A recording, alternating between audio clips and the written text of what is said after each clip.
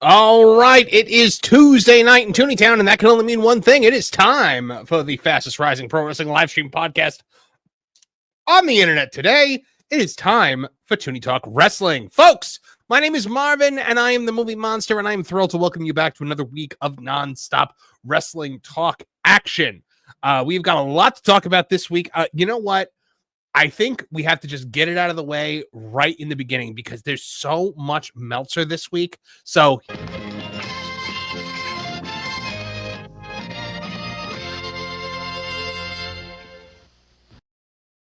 that's Dave for you. So it's basically the entire episode is almost entirely going to be that's Dave for you this week because he has just been on an absolute tear this week.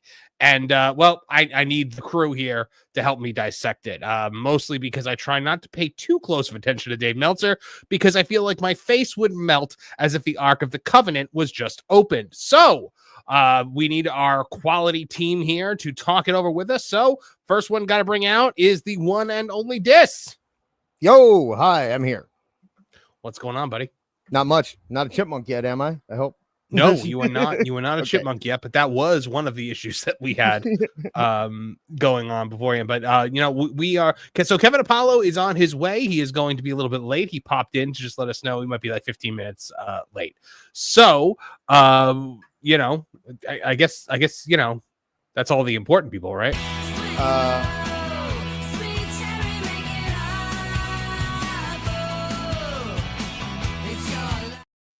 Awful Wrestling is here. Ah, there is the Nigerian.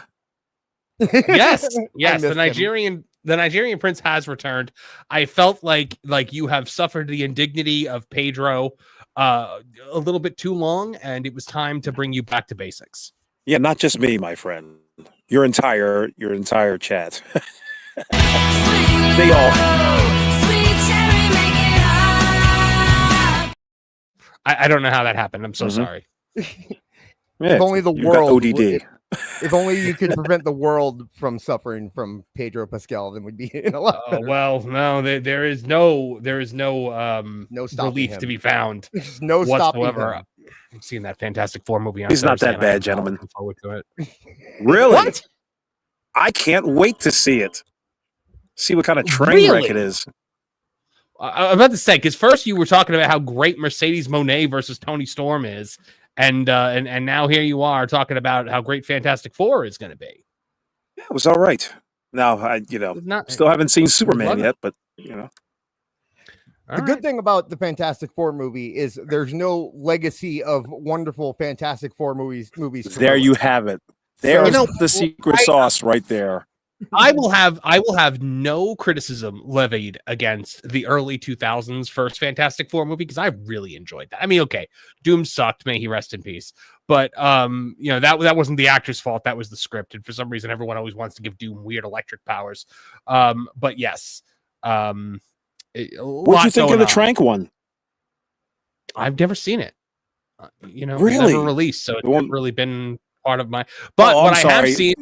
Yeah. What I have seen is the plethora of wonderful super chats that have been coming in while we were dealing with some technical issues on the back end that were entirely my fault. So, guys, we count on your generous super chats to keep the lights on around here. And we do pause for super chats of $50 or more. And already I can see we got a whopper waiting for us right here. Regina Sharp for $100.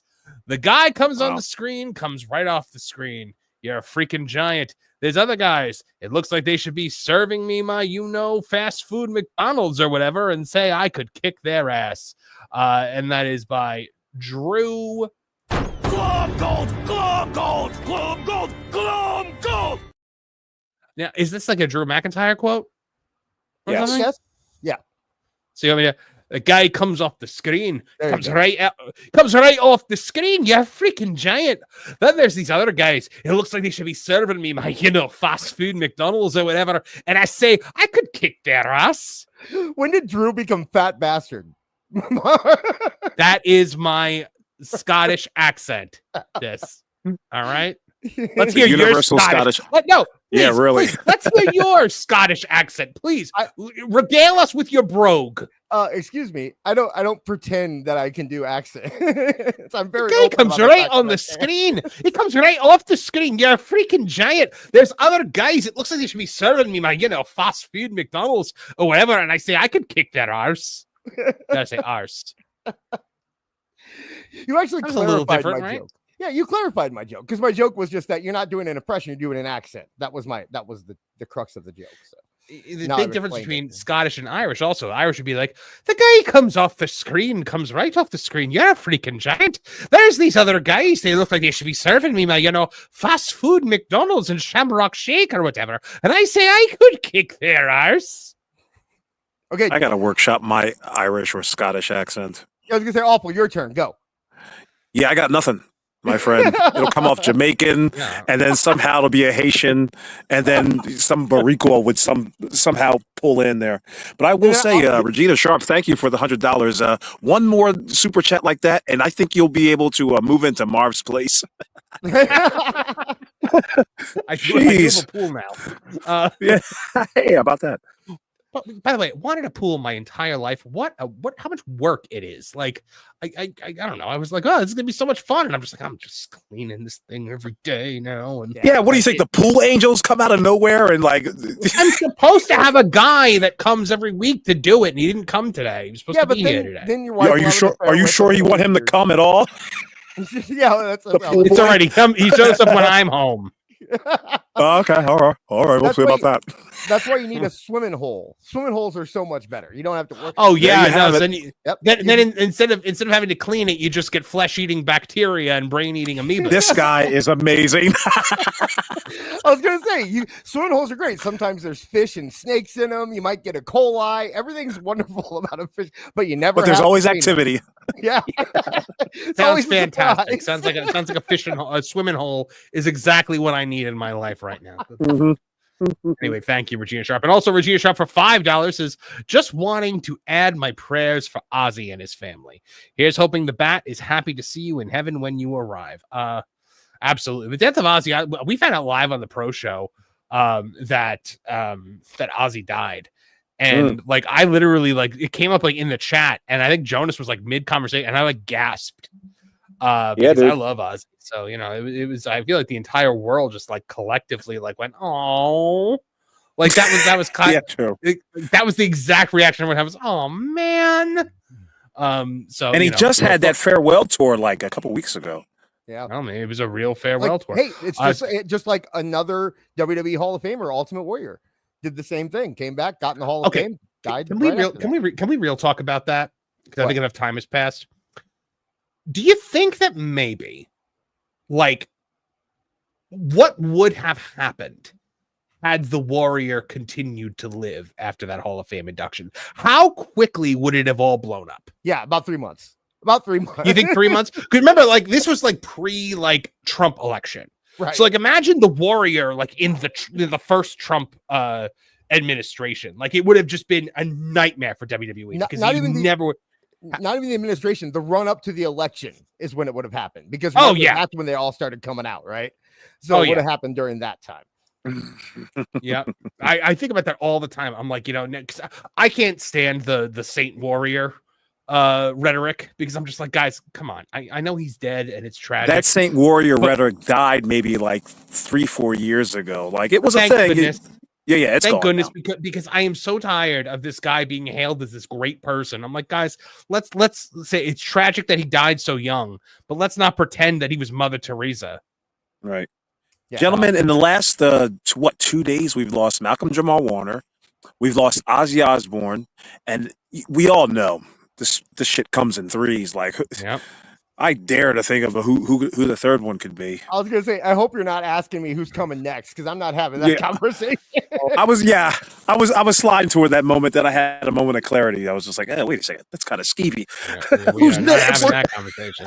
If we were right, we'd be immediately investigated by the FBI. Yes, 100%.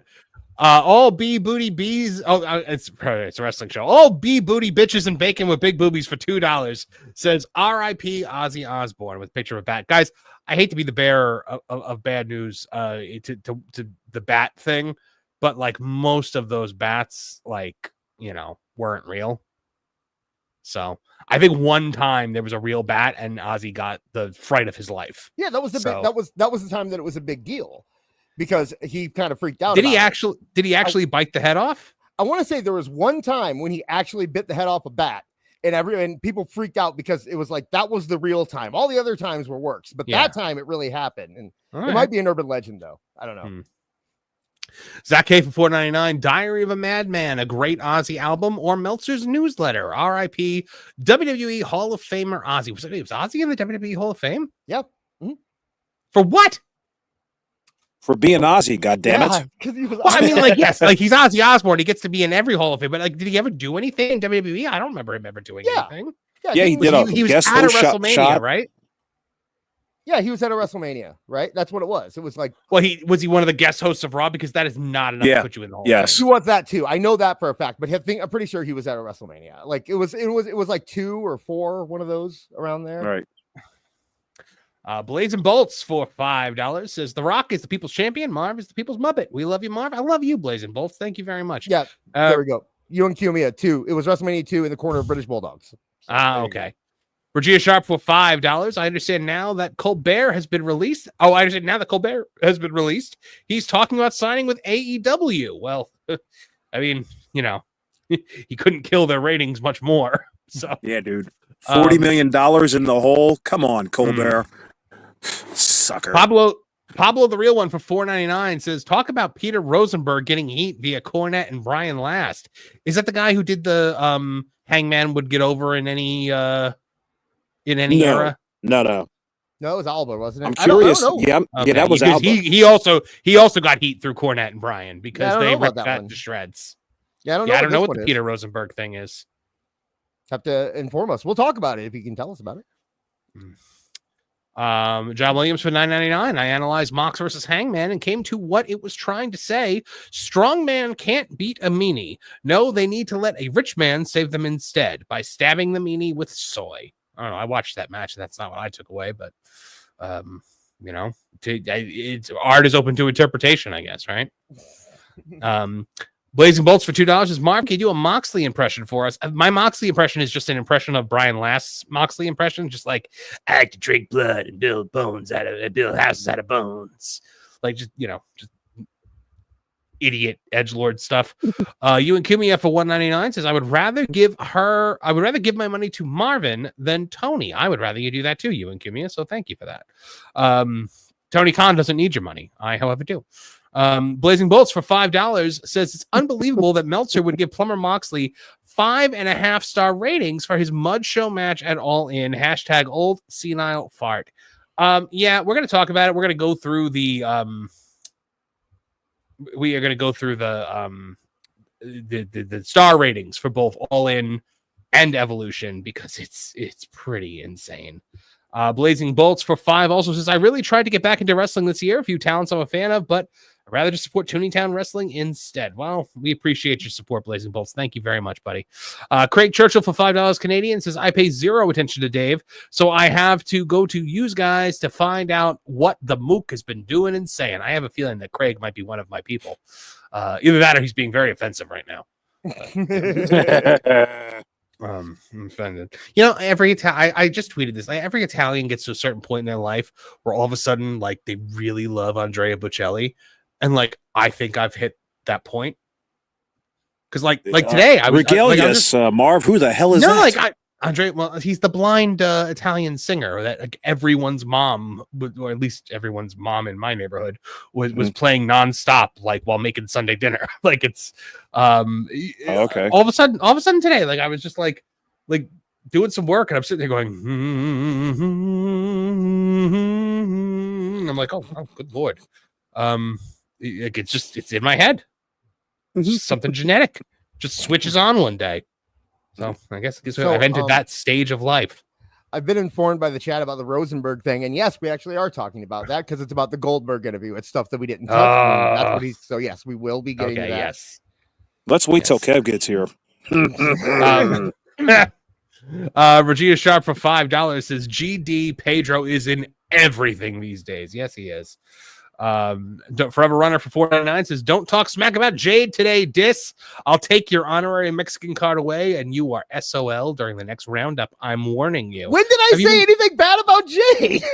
You are like the king of hating on Jade. What are you talking about? I never said anything bad about the Jade. The NAACP is getting involved. It's gotten so bad. If you want the National Association of for the advancement of. Okay, you going? Cargill's progress? Yes, the National Association for the Advancement of Cargill's Progress. Well done, Awful. There you go. This is why you have all those Twitter. This is why you have all those Twitter followers. I feel like all of you got together and decided to gaslight me about Jade Cargill. I never talked bad about Jade Cargill. Well, then you've got some alternate self that activates through your multiple personality disorder, like Split, where like the entire personality is all based around just hating Jade Cargill. I don't know. I literally, because I've defended Awful when like people were going after Awful about Jade's progress. I'm like, no, Awful. Don't put this on it was just Kevin. Awful loves Jade Cargill. I know. I did Jade Cargill. MJG for $4.99 says that Ricochet video today by Awful chef's kiss. I howled. Enjoy a beer or adult water on me, Awful. Thank you, sir. Bruce Sharp for $4.99. I'm convinced that Marvin is Meltzer in disguise and Kevin is the mole. That would be something. Wouldn't that be a great reveal? And John Williams 49 says, why is Booker T late? I watched your video earlier and something hanging on your wall, jobber monster. What? I'm here. He's talking about Kev. What? Gotcha. There's no like. I don't know if you should have read that out loud. I don't know. Oh, because there's I have a new background for Tooney Town TV videos. We put out a new one, and there is a Piccolo from Dragon Ball plush that hangs on the wall behind my desk. So I think that's what he's talking about. Okay. So, we're all side-eyed right now. Sure, Mar. Boy. All right, so we're gonna get to the rest of the super chats later. We've got to move on. We got to get this show on the road. It's already 8:30, guys, and we have just been talking. By the way, huge thanks to AEW Neckbeards, our mod extraordinaire out there in the chat, saying feel free to drop a super chat to ask a question or have your comment read live on the show. AEW Neckbeards always keeping you guys company out there and keeping the chat in line, ruling with an iron fist. He is the sheriff around these here parts, so make sure you listen to everything that he says. Shout out Neckbeards.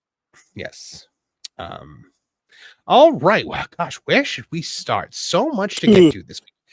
Should we start with Goldberg? No, we want Kev. We want Kev for that. Yeah, we right? want Kev here for that. All right. So should we start with... Let's do Slammiversary. Yeah, you know what? Let's talk about Slammiversary because everyone is raving about Slammiversary. I mean, look, everyone's like, "Oh, WWE's just buried TNA," and then AJ came out. Yeah.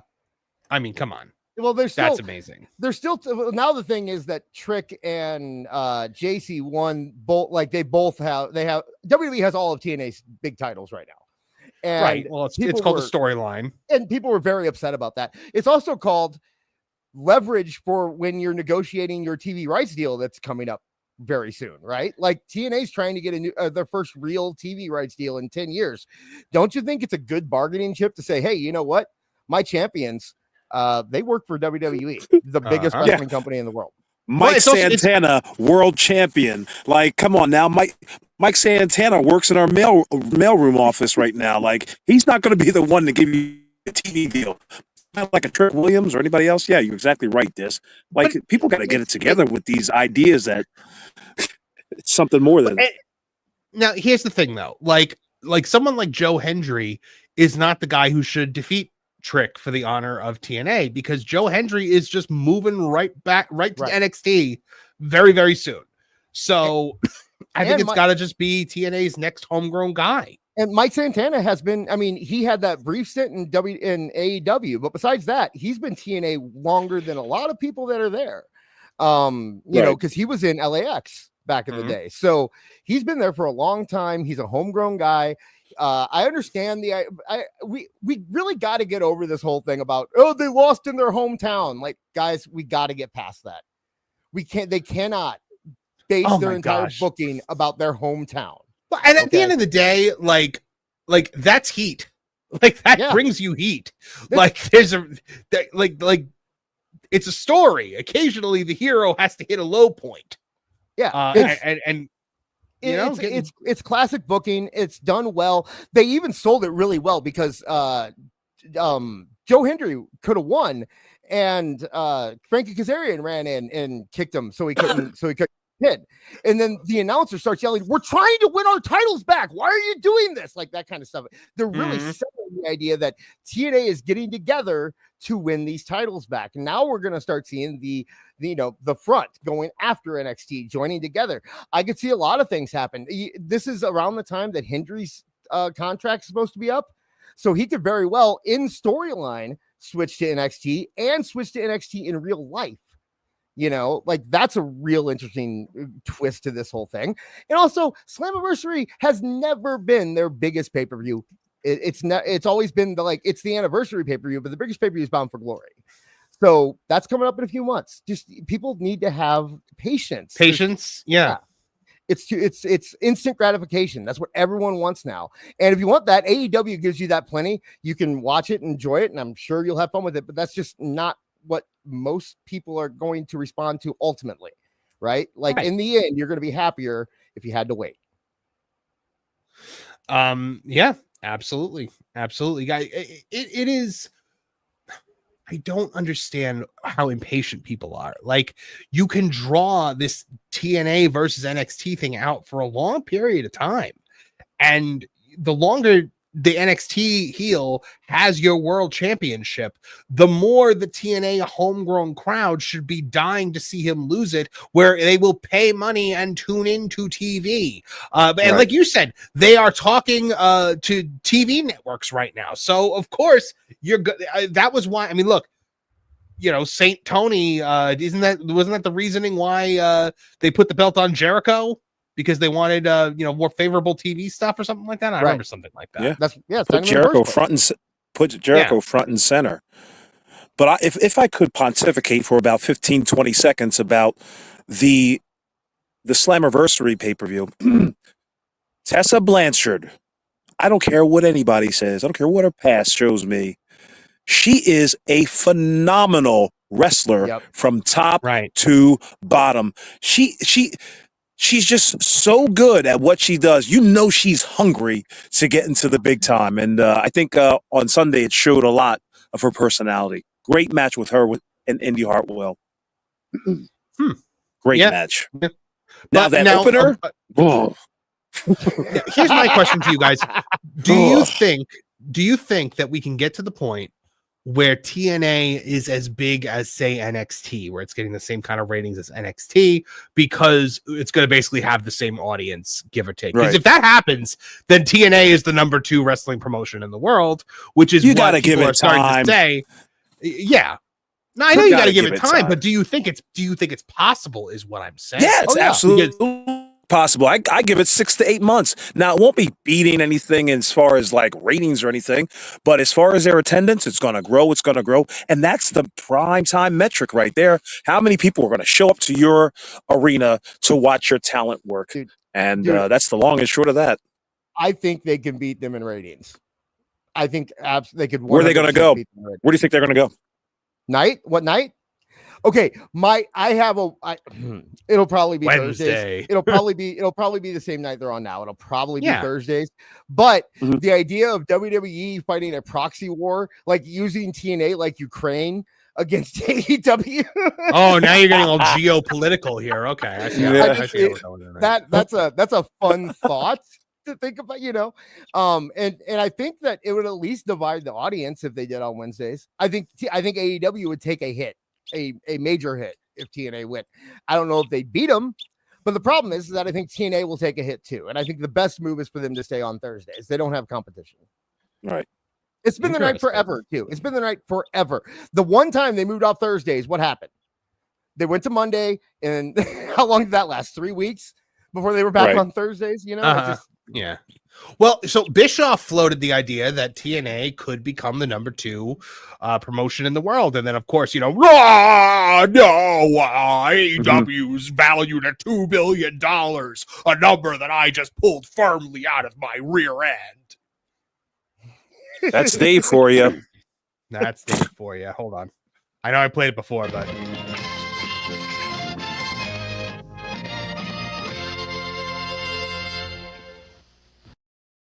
I mean, while talking about TNA, I guess we kind of have to go into that. But, you know, let's talk about what Jarrett said first. So Jarrett was talking about, says he's unsure of what TNA's current goal is. I mean, I would say their goal is to make money and get on a better TV deal, right? Yeah, that seems like the goal. If we're talking about Jeff Jarrett, we have to do this right. A wild slapnuts appears. Double J, Jeff Jarrett. I think the fact that Jeff Jarrett doesn't know what TNA's goal is tells us a lot about why TNA didn't succeed last time. Yeah, I mean, the goal of TNA was for me to be a world champion main eventer. Look at me, Vince, ain't I great? I don't to this day know what the business model is. Like, what is the plan? I don't see no Jeff Jarrett up there as world champion. So what the hell are we doing here? And partnerships are great, whether it's AEW or WWE or Noah or whoever they partner with. I'm trying to figure out what is your goal here with all these partnerships. More eyes, Jeff. Let me help you. More eyes, more, you know, better TV deals. Like, come on, man. Yeah, they get other people pay their talent. I think that's a great one.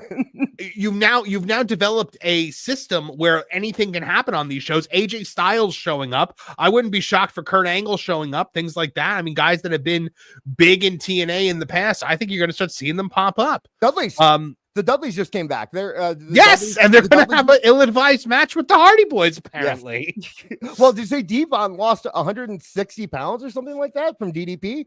And he says he's in the best shape he's been in years. Yeah. So who knows? I think it's funny how Jeff Jarrett believes that he doesn't know what's going on. Did he ask the same question to Tony Khan when the rug was pulled from under him when he was getting out of the starting blocks with MJF and that feud? That went and came and went in a heartbeat. I'm sure he was just like, all right, now that's cool. No problem there. Now he's worried about TNA because he knows that TNA is on the come up and it's something that he was unable to do, at least for a while. But more importantly, what's your goal here? Like, what's your direction? Where are you headed? To money, Jeff. The point of any business is to make money. To being profitable for the first time in 15 years or something like that. Like, profitable? Who gives a damn? I did a money-sucking weekly pay-per-view nonsense business model because I wanted to be a world champion. Ain't I great? Then he sold it to the Carters. And I sold it to the Carters and banged Kurt Angle's wife. Ain't I great?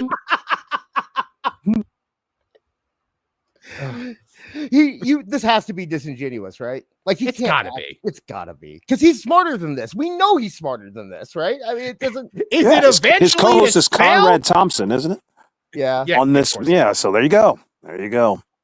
Jeff, chat me up. Why would a wrestling promotion want to partner with the biggest wrestling promotion on the planet? Like, come on, Conrad. Like, is the blue chew going to your brain? Like, we understand why they're doing this. Is it to eventually sell? Like, no, it's to make money. That's what we don't know. No, we do know, Jeff. We know. So it's really hard to understand what's your goal here. I don't know. I do know. It's to make money. It's to get on a TV network. It's to grow. Like an ex-president that still wants to know like secret intel. Like, bro, you're not privy to that no more. Your time is up. So that's all you're going to do is just do guesswork. Oh my goodness. the So all right. if you go the Bischoff stuff, the Dave Bish stuff, that is about this too. Take a look. Okay, yes. All right. So Ariel Hawani says Eric Bischoff believes TNA can surpass AEW as the number 2 promotion in professional wrestling within the next year. Dave Meltzer has entered the chat. Did Ariel ask him about the last time he was on the show? When he said AEW was dead and had no chance of coming back. Right after he said that, AEW right away did a $1 million gate, a $3 million gate, and has a $2 million plus advance. Did one of the biggest pay-per-views and immediately grew numbers in the US, UK, and Canada with major increases almost immediately after that appearance, and in the latter 2 markets.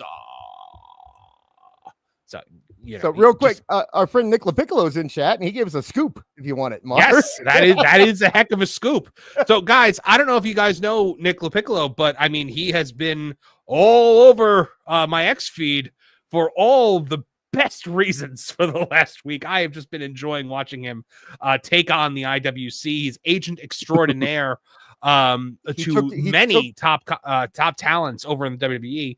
And go ahead, Dis. He completely took over our Dave segment last week, so you might remember him from that. Yes, but since then he has continued to go on a tear, and now he's telling us that Jeff Jarrett and Conrad. Actually, I heard something about them trying to start a dirt sheet. I didn't hear the Triller part. That's interesting, but I think everyone. I mean, how much can Triller be worth? Like, if Jeff Jarrett and Conrad Thompson can buy Triller, how much can it be worth? Oh, I have no idea. Yeah, like seriously. So Nick, thank you for that little bit of information. That is a huge scoop if they're going to try. I believe Conrad has enough money to buy Triller. Yeah, I mean, Triller it used to be Fight TV, right? I think if we had saved every dime we made since the start of the show, we'd have enough money to buy Triller right now. So, I mean, yeah, maybe. I mean, Triller is just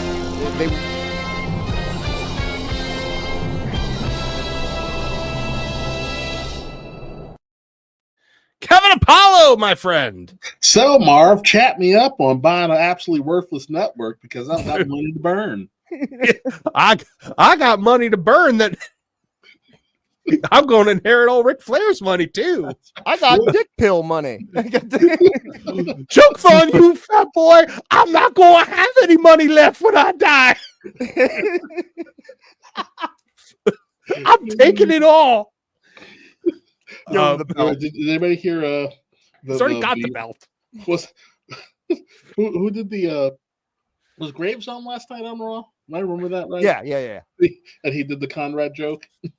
Yes. What did he say? He's like, what did he say? He's like, well, I don't remember who came out. But he's like, well, chat me up, bud. Tell me what's going on. Oh God. Oh my gosh. Conrad voice. He did a few inside jokes last night. If you want to have some fun, just go back and listen to Corey Graves last night because he was kind of smartish on Raw. Nick Leiccollo saying in the chat, Triller is worth even less than AEW. I believe that. I mean, Triller kind of just vanished from the conversation like entirely. So it's $1.9 billion. Oh yeah, that was the other thing he said. He said some dork, they did the Ric Flair strut like Xavier Woods did it, and he said some dork on the IWC told me that was made by some guy named Fargo or something like that. Fargo strut. Yeah. And then Michael Cole goes, yeah, it was Jackie. And then Corey was like, yeah, I was making a joke. Oh my goodness. Yeah. So Dave Meltzer obviously having to inject himself in because any conversation about TNA getting big. And look, I didn't I never thought that TNA could rise above AEW, but with how low AEW's ratings have dipped and how closely TNA is now working with NXT, I think you're going to get to a point where TNA could be within striking distance rating wise of NXT, which would put it above AEW because NXT defeats AEW pretty much every week. Yeah. Well, and then how long have we been doing this show? I don't know. Year and a half. Year and a half. A day too long. For a year and a half, what have I been saying? And TNA or the world is too woke. Oh God, yeah, there's too many wizards. Too many wizards and too many indie wrestlers. The TNA is the actual number 2 wrestling promotion They just don't have a network to prove it. Yeah. They were talking about, people were talking about them papering, that they papered New York and that they didn't actually sell that many tickets. And I'm like, I got to tell you, man, if any of these companies are doing last minute ticket sales, it's TNA. I went to that show in Kansas City. Yeah. The line was around the corner and I thought it was the line to get in the building. And they actually came out and said, no. If anybody's lined up here, you can go in. And only like 4 people walked in. Everyone else was actually in line to buy tickets. They have it's because their tickets are so inexpensive. They get a lot of walk-ups, a lot of families. So I had friends who were at the show, friends who were on the show. And first of all, people saying that just were not paying attention because on 2 different occasions, TNA had to expand their seat count because the tickets sold out super fast. There is an actual groundswell of undeniable enthusiasm for TNA that has been lacking on the AEW side for the better part of almost a year and a half. But it's so funny that the people that are insisting that TNA must have papered New York to get like another 1,000 people are the same people that will swear to you that 10,000 people just happened to walk up to All In and purchase tickets, and Tony gave not one ticket away. Well, yeah, it's the same people who want to pretend that they sold out Hammerstein and AEW wasn't outside giving away free seats. Stop it. And meanwhile, do we want to talk about AEW's venue? I mean, it was a pretty venue, but to run that theater after your biggest show of the year. Well, you know what? I'm torn though, because that's the venue that AEW should be running. Like that's what we've been screaming about for a year and a half. They need to be running little venues like that. Like I said, they should the timing is awful. Not the week. Well, you both spoke at the same time, and it was inaudible. Yeah. So no, you said the timing was awful, and I agree with you. But what would have been worse? Had they run? What if they had just run an NBA stadium that was like a quarter filled again?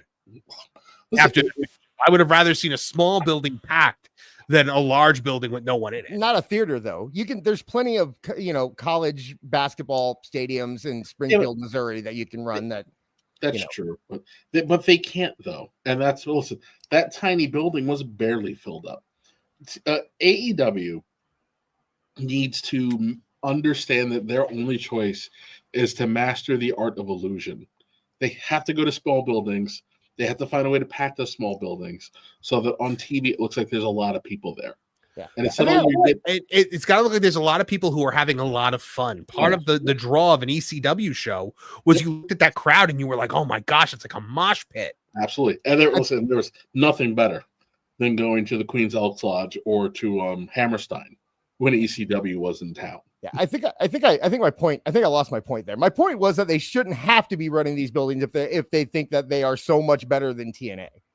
That was where I was getting at with that, because if they were TNA just ran USB Arena or USB, right? UBS, whatever. They ran a 4,000. They packed 4,000 people in there, and if AEW, and I know that it's a pay-per-view versus a weekly show and all that, but it still means that it's competition. Right? Like, you still at this point can't deny that they're competition. But I mean, if it makes you feel better, nobody watched it. That's true. Well, no, watched that Dynamite. They were number 5 last week, and actually, I was told by a reputable source that AEW did 588,000 at a 0.15 last night, and that was the first place on cable. The number doesn't include HBO Max. Let's take a look at what we have here at the bottom.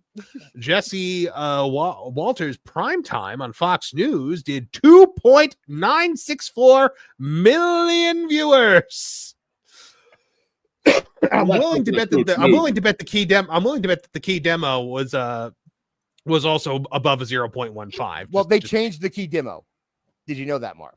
Did they? No, I did not. Well, the key demo that's important now is, I believe, 24 to 50. 56 or something like they knocked it up about 5 because it was the one that AEW started doing well in. So they had to say that one. Meltzer is now saying that's the important demo. Not 49. Yeah. So all right. Well, Hannity then on Fox News did 2.491 million viewers, and then in the 18 to 49 to 0.11. American Pickers on the History Channel did 594,000 people. Great show. And Expedition Unknown did 915,000 viewers. So I'm sure Dave is going specifically on the key demo because that is all he cares about. But it both actually matter.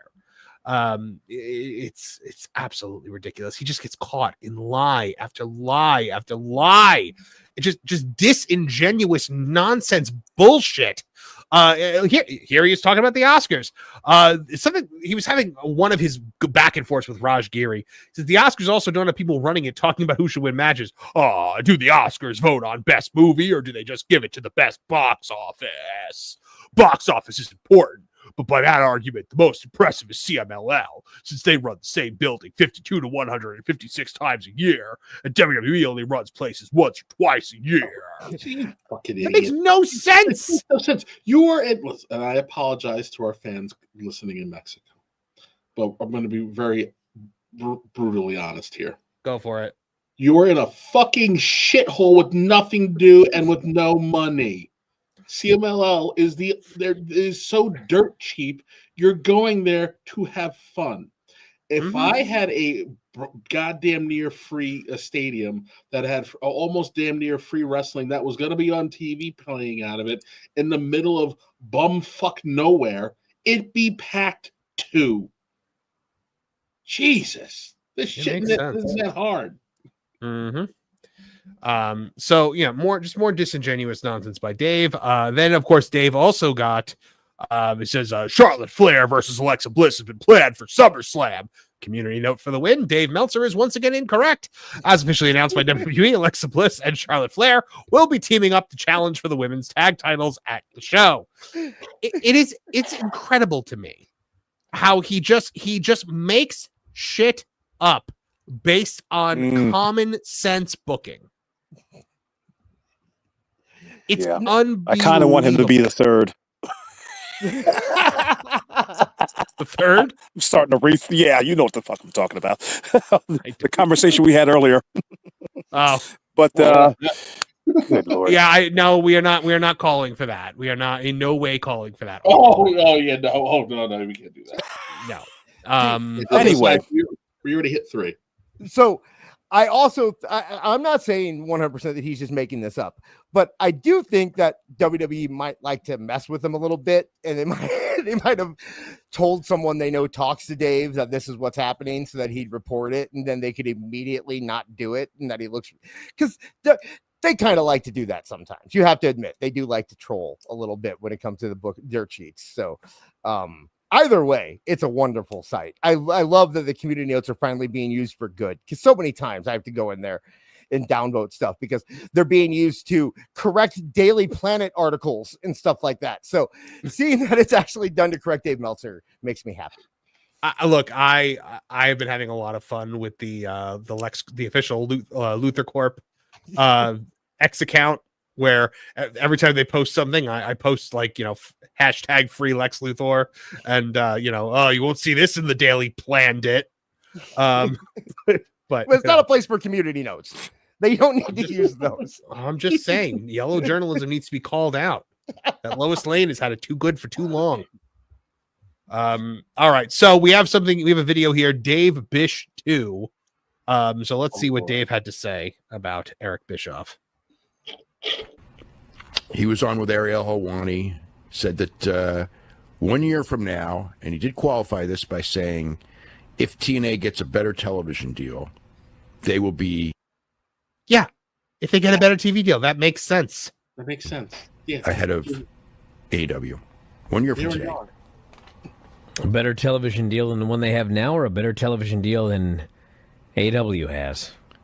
Well, they're not going to get a better... the only way they're getting a better television deal than AEW has is if they get on, what would be better. USA, which you're not getting on. Fox, sure. Good. Oh my gosh. Watch. I've never actually seen him laugh before. Like, it's unsettling. It's in our intro, bro. He's laughing like a maniac with his tongue sticking out and all. Those are laughs. Yeah, but that's not like a normal laugh. That's just autistic glee. It is gosh, I can't stand it. The Observer has always hated TNA. First Yes. off, let's get that very straight. Yes. Ever since TNA kind of ate ROH's lunch and took Samoa Joe and AJ Styles from him, they haven't been fair to TNA ever. So well, I remember when TNA made the decree that that TNA talent could no longer appear on ROH. Mhm. At the ROH shows, I mean, there were fuck TNA chants constantly. Well, yeah. So as Craig Churchill just pointed out in the chat, TNA was hateable for a long time. But also, hey, I got an idea for Ring of Honor. Maybe don't have somebody who gets on To Catch a Predator running your company if you want other companies to work with you. Okay. I mean, didn't he start the company? Yeah, he started. But we keep forgetting that was a thing that happened. That was why TNA pulled talent. Yeah, that was why TNA pulled their talent. Yeah. So yes. OMG, you're so hot. Here, have a seat. Have a seat. I'm Chris Hansen. Chris Hansen. If they get on Fox, they could do better. But I mean, if it's A&E. You realize AEW is on a cable channel that is dragging one of the biggest movie studios in the history of the world under the water right now. They have to literally split off into two separate companies because of these cable channels, and he's just like, it's the best cable network ever. Well, let's talk about this too, though. TNT and TBS are two of the oldest and largest cable channels in existence. And AEW is just wily coyoteing itself off the cliff with no bottom to hit. That's how poorly they're doing. It's just a straight... just when you think you're at the newest low, they fall even further. Mm-hmm. I mean, look at what WWE's doing on A&E. They're like 100,000 viewers. That's what, which is what TNA is doing on Access. Hold on. That's not even a wrestling show. Stop it, David. That is not. They're not. These are documentaries that are on at 10 o'clock at night, and I think it's funny that he happens to ignore when the show when these documentaries do gangbusters, depending upon who the wrestler is. So stop it, disingenuous twit. Yeah, but the Max numbers. Yucks. So, and A&E's the front runner that you hear about for if they're going to get a deal, and I don't know that the deal's done. But, yeah, I just thought, but, I mean, I know that he's just taking that for, he's just saying stuff now at this point, just for engagement. What is he talking about? Bischoff. No, I get it, but how can you even sit there and expect to have an ounce of credibility and not understand why he's saying what he's saying? No one is talking about AEW. TNA is gobbling up all of the oxygen. TNA is filling arenas. AEW can't even fill a New Jersey Elks Lodge at this point. Mm-hmm. What does he mean? And no one watches this dumb show. I'd say what were the ratings from this last week? 588,000 people. Cannot be wrong, Kev. Well, that's not it doesn't include the 10 million people that watched on Max.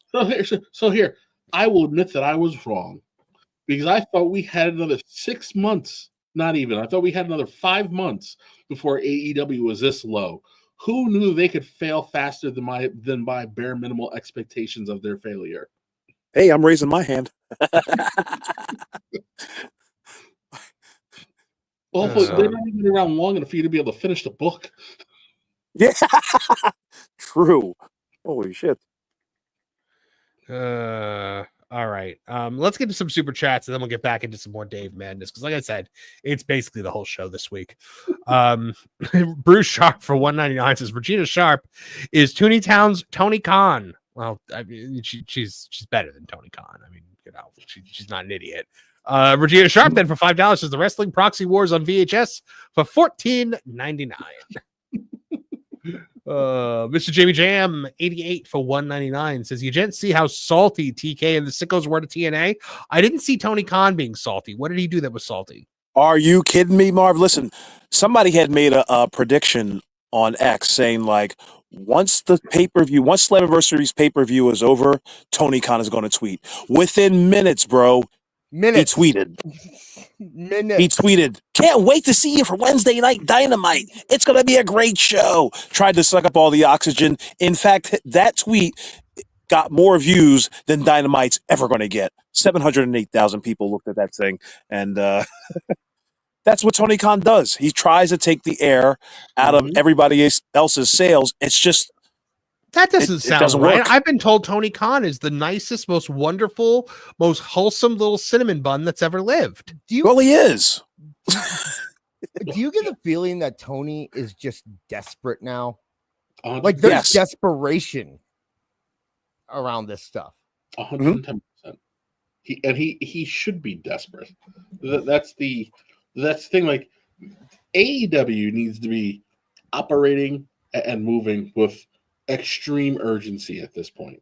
They have failed. How old are they now? 6 years old. They can ride a bike now. Yep, exactly. But I want you to understand how disastrous this is. If this was a regular small business, I think we've touched on this before. There are certain phases, right? There's your launch, then there's maturity, and then there's your drop off. They skipped maturity. They launched, they peaked, and then they fell. Yep. Which means that at no point in time did they actually develop an actual stable fan base. Yeah. Whereas TNA, for all of its faults, some of it was ill earned, but TNA, for all of its faults and all of its struggles, the second they lost the ability to be on Spike TV and they were floating around the wilderness, they held on to their fan base. Mm-hmm. Yeah, they never lost it. To the point that when everybody came back round and realized, this really wasn't that bad. Yeah, it's. I also think that TNA cultivated the audience that AEW wanted, but they did it organically while AEW tried to force it. Yep. AEW tried to make themselves out to be the little guy, to the underdog and that kind of thing. But it's hard to take that seriously when you're run by the son of a billionaire and you immediately get on Turner Networks. Yep. When TNA is struggling for years and years, and you see decisions that people go, I can't, like Scott D'Amore leaving. Everyone thought, no, this is the end of TNA. Yeah. Jeff Jarrett leaving. This is the end of TNA. This keeps happening over and over again. And somehow they're still kicking around. And at some point that goodwill is going to come back around. And you're going to go, you know what? Like Kev said, they're sticking around. There's something to this. It's not as bad as we thought it was. Yeah. And they care. They actually care. Dixie Carter leaving, and everybody was like, this is probably for the best. The Hulk Hogan stuff. Yeah. Okay. 20 Slammiversary 25. Do you think we're going to get to All In 25? No. I do, because as long as there is anyone willing to put them on TV, he will keep financing this. I'll say this. What did you say that? Say that again there, Marv? As long as somebody there will always be a TV guide channel or something to put him on TV. Just remember, learn the lesson from Stephen Colbert. That 500,000 number matters.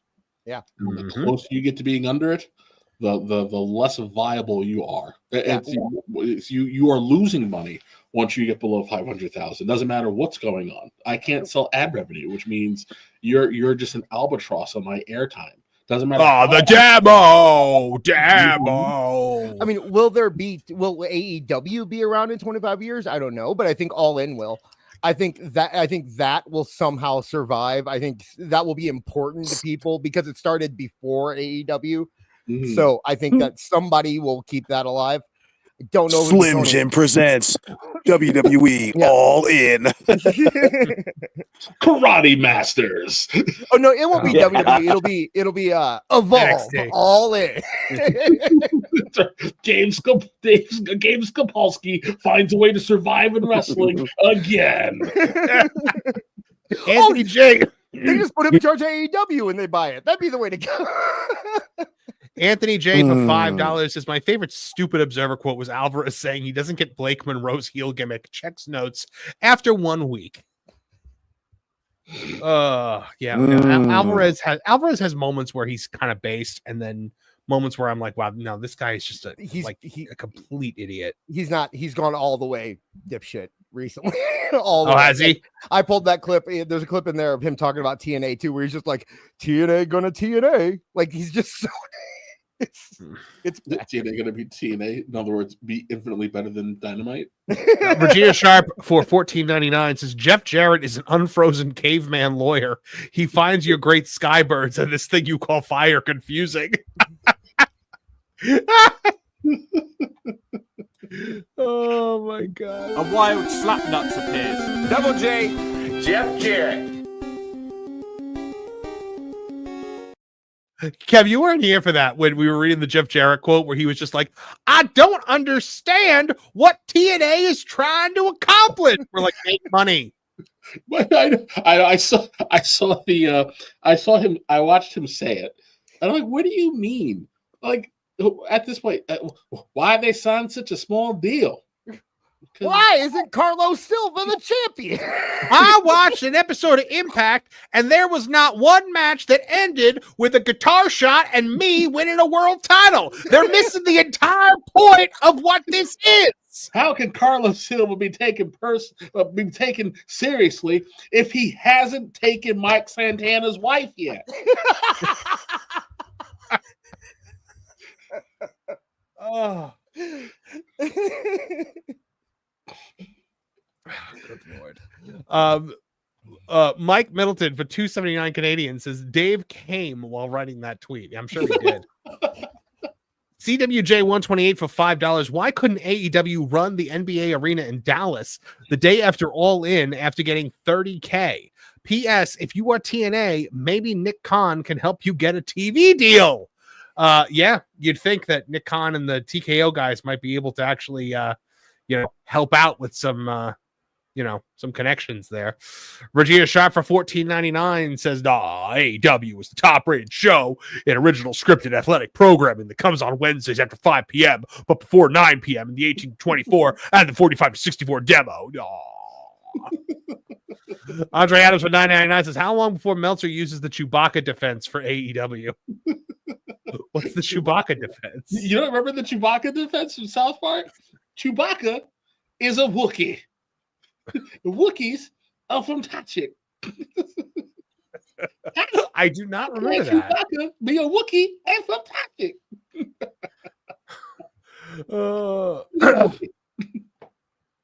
John Williams for $4.99 says Oscars love white savior movies. No wonder why Dave thought Soy Boy Cowboy beating Neil Moxley was great, but not a rapper. Yeah.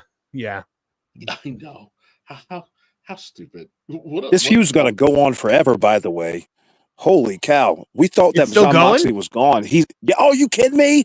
He was on Wednesday. He was on Collision, beating up people. Colt Cabana's now somehow involved in this whole thing. Cabana? It goes, yes, you heard right. Colt Cabana got choked out by Jon Moxley. That's by way of Adam Page. Long time. Time. Colt Cabana. Ugh. You look like a Scotty Goldman. Oh my god. Yeah. We'll let you in here. All right, guys. Let's take a look at what Alvarez had to say.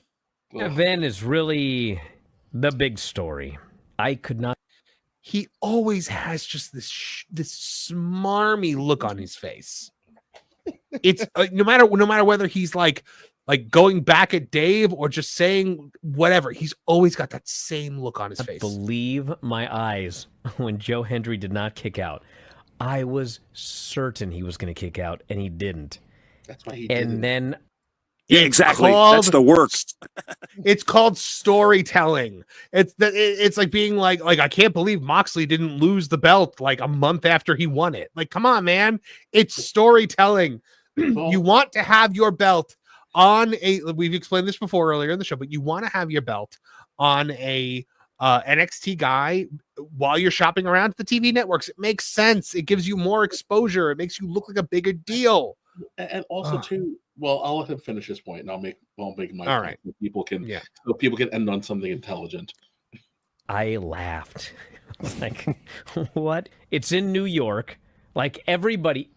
Remember when Kenny Omega won the TNA World Title and then dropped it to Christian on Dynamite? Mm-hmm. Yep. Like, we and Tony Khan cut ridiculous, cringy heel promos on TNA that were not allowed to be answered, and we have that confirmed that they were not allowed to be answered. Ant Evans on this show, by the way. Yes, confirmed it. Everybody is expecting that Mike Santana is going to win, and then they did this. This was like NXT TV finish, not the finish of the main event of what you bill. Like, all throughout the show, they were talking about this is the biggest TNA pay-per-view of all time. No! And that was the finish. I was like, okay, well, something's got to happen. Like, I don't know what, but this can't be the end. And then, this Bigfoot Silva comes out, and he gives the belt to Trick, and it's over. And the show is over. And, man, I was like, oh, my God. Oh, my God. They got you. And we all said they got you, you Mark. TNA. At the end of the day, we can't just have a TNA show without it being TNA. I don't. Okay. All right, okay. Go ahead, Kev. Unleash the dogs of war. I'm going to go get a drink while you talk. So, this stupid little insipid twit. So what is the other major pay-per-view for TNA? The only major, it's Bound for Glory. And the reason the reason they said this was the biggest pay-per-view was because it was the most attended pay-per-view. Yep. That's what they were referring to. So depending on your opinion, right? It's either Slammiversary or Bound for Glory is TNA's WrestleMania, right? Yes. So you have TNA's biggest show in God knows how long. The TNA is really hot right now. But so you put the women's title on the NXT Superstar, and what does that mean for TNA? TNA at its highest heights is in the middle of its darkest hour. Mm-hmm. So when you roll into the next biggest show that is the most important to TNA, what do you think is going to happen there? Right. Because Mike Santana is going to be the TNA champion. We know Joe Hendry isn't long for TNA. Someone needs to chase Trick, who's done a phenomenal job being a heel. Someone needs to chase Trick, and when Trick finally loses at the actual biggest show of the year, Mike Santana is now a certified mega superstar. Yep. And TNA can launch into a whole new era. 100%. And for the people in the chat saying we aren't actual TNA fans, I've been a TNA fan since day one. I went to the Nashville shows once every other month, or no, once every 6 weeks. So, what is an actual TNA fan? Because I was watching on Fox Sports. I'll admit it, because what are you going to do? We're past the statute. My friend had a black box, and we were watching those TNA pay-per-views every week, because no one wanted to drop the penny for us. Yeah, everyone had a friend who had a black box, and you went to their house every Wednesday night and you watched the TNA pay-per-views. It's what you did. How many times in the show have we made fun of Apollo? Have we made fun of SCX? Mm-hmm. How many times have we quoted, "I'm gonna slap that freckle off your fat fucking ass"? Pounds! Come on. Monty. I was the Monty Brown super fan. I loved Team AAA. Hector Garza was my hero. Like the X Cup was my favorite thing that's ever happened in wrestling. So the dumbass who said that in the chat, go for a walk. The thing, and if you want to compare, because I see a lot now, it's like, oh, now you're seeing AEW wasn't so bad to TNA, were they? Here's the difference. The TNA savior is going to come from TNA. Yeah. The TNA savior is not going to be a former TNA wrestler who is signed to the other company. It's going to be Mike Santana. It's going to be at a. It should be at least. It should be. And if it's not, then I'll eat my words. But hold on. Nick Piccolo says Santana's going to WWE, which I believe definitely could happen. Yeah, he's definitely going to WWE eventually. But yeah, spoiler. We've been talking about it. That was our speculation. So if it's official now, great. But that was our speculation a while ago. But he's thought of as a homegrown TNA guy. He was in LAX. He went through all that. He went away to AEW and then he went back to the TNA when AEW didn't pan out. That's why he'll probably, and of course plans change. And if we're wrong, I'll totally admit we're wrong. If it ends up being AJ Styles wins the title and then loses it to, Devon Dudley or something like that, then sure. Yeah. Yeah. Can you imagine? But so, by the way, this Dudleys versus Hardy Boys match, they're saying that, because the last time I saw Devon, he couldn't walk. So did DDP magic him? Devon did. He said his demise was greatly over exaggerated, but also too he did. He was getting therapy, lost some weight, strengthened up. So I also don't think he's going to be doing a lot in terms of bumping. I think you're going to see an old school ECW Dudleys match where we're just punching and kicking and brawling through the crowd. I bet it involves his kids too.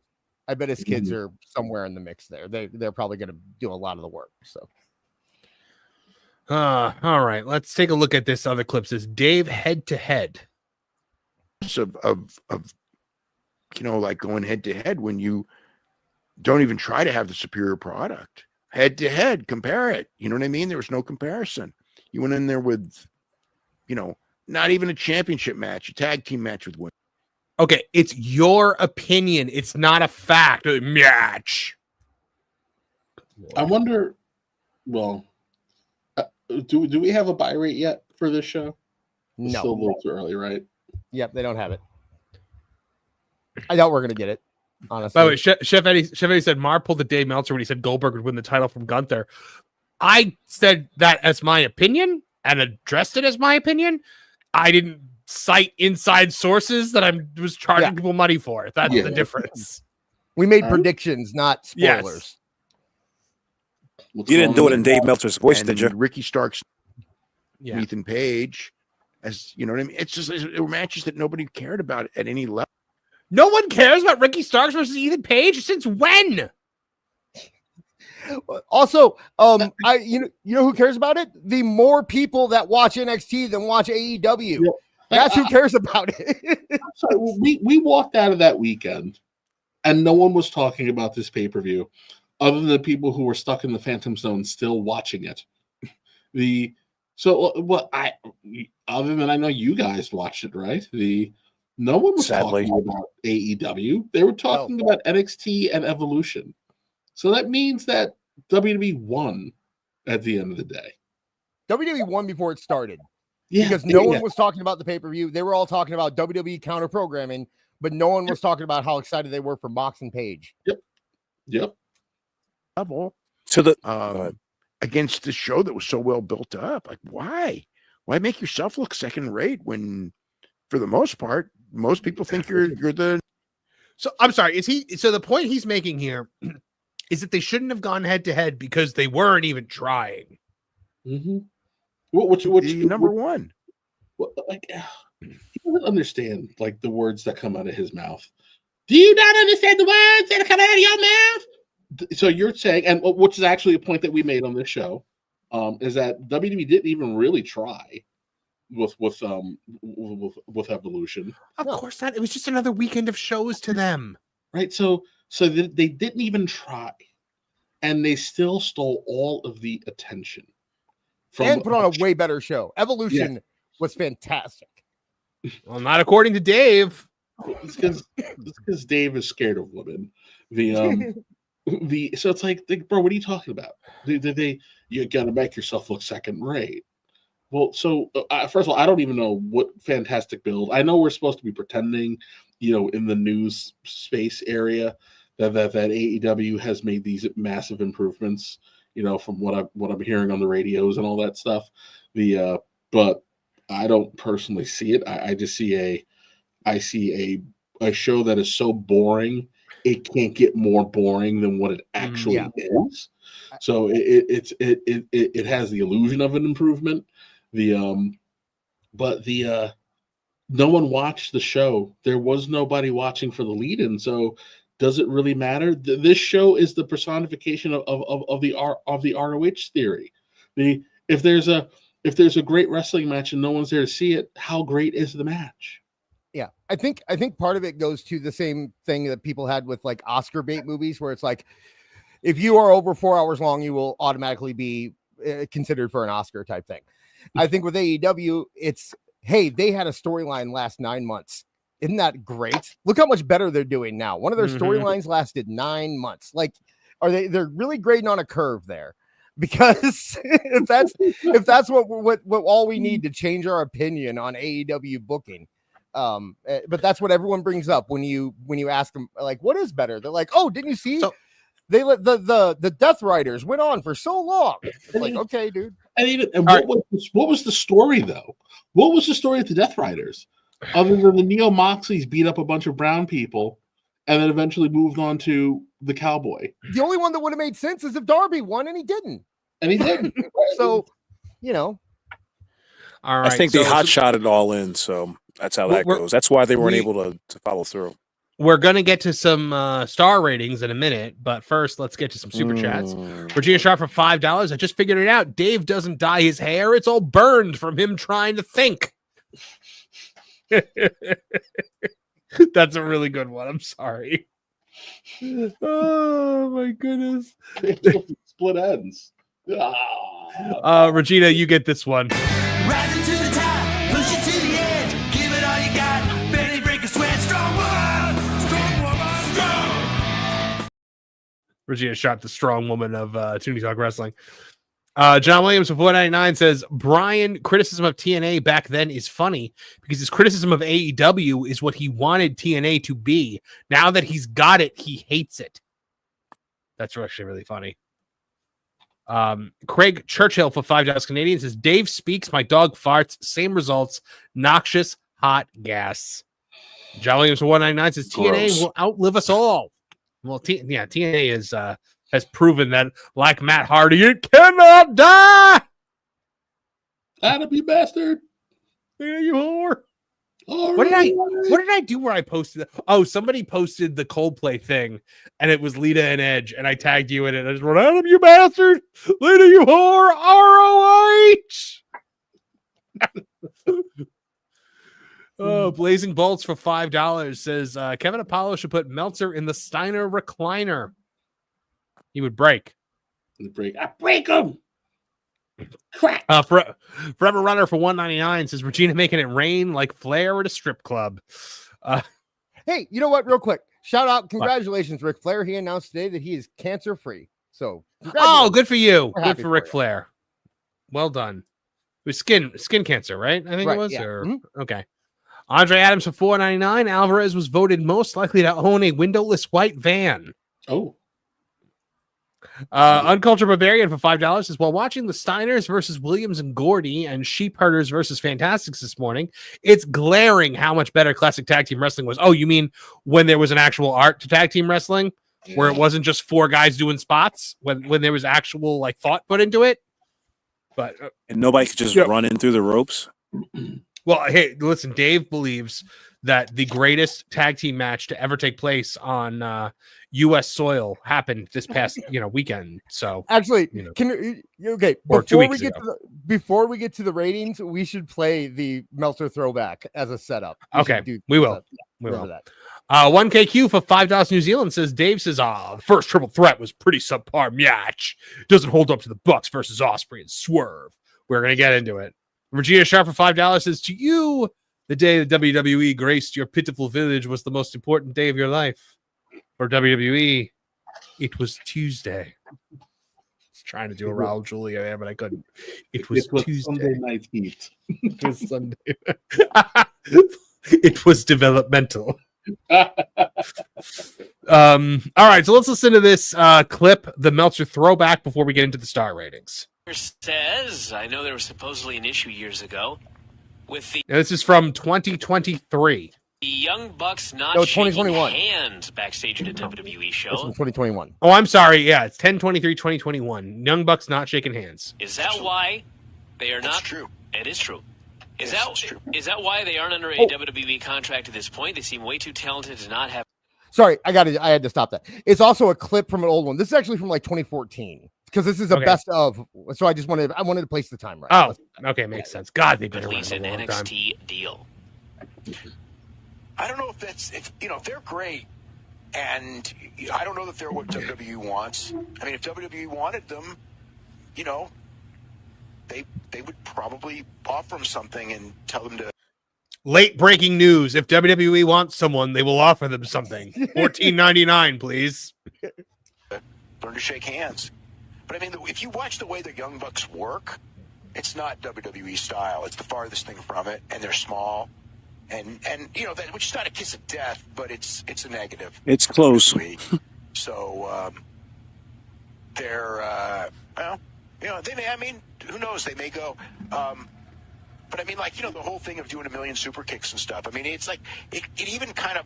What they do, it even kind of bothers me sometimes. I gotta let it go because it's like, okay, I know that's the gimmick and they're trying to get under your skin and that's the way they do it. But it's just like, and I will say that when they worked with O'Reilly and Fish, and what was the other team that they worked with on those two iPay-per-views? God, what was the team they worked with in Toronto? I've already forgotten. And they absolutely killer match. Was it Shelley and Kushida? I think so. Oh, Now I No, gotta the find point. out. the Toronto. What was The that? point was that he specifically said that the Bucks are too much for him sometimes. That the super kicks and all the stuff is a little too much for him. Oh, the things that now he loves more than anything in the world. Right? Yeah, that was too much for The him. Toronto match was so freaking great, and the New York match was great too. They were just incredible, and Carino did such a great job of. He sold that super kick to me, where it's just like he made it what it should have been. Where it's like so campy that they keep doing it that it's now fun, as opposed to God, not another super kick. Which used to be my attitude watching him. Because God, they're doing that over and over again, the same thing. Wow, he's being critical of them. That's very interesting. He's also saying that he likes the Bucks because they're so good. They're so bad. They're good.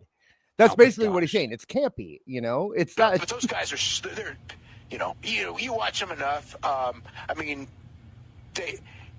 Your original thought. Oh, it was the three-way, the Hooligans, the Time Splitters, and the Young Bucks. Yeah, what a freaking great match. That was awesome.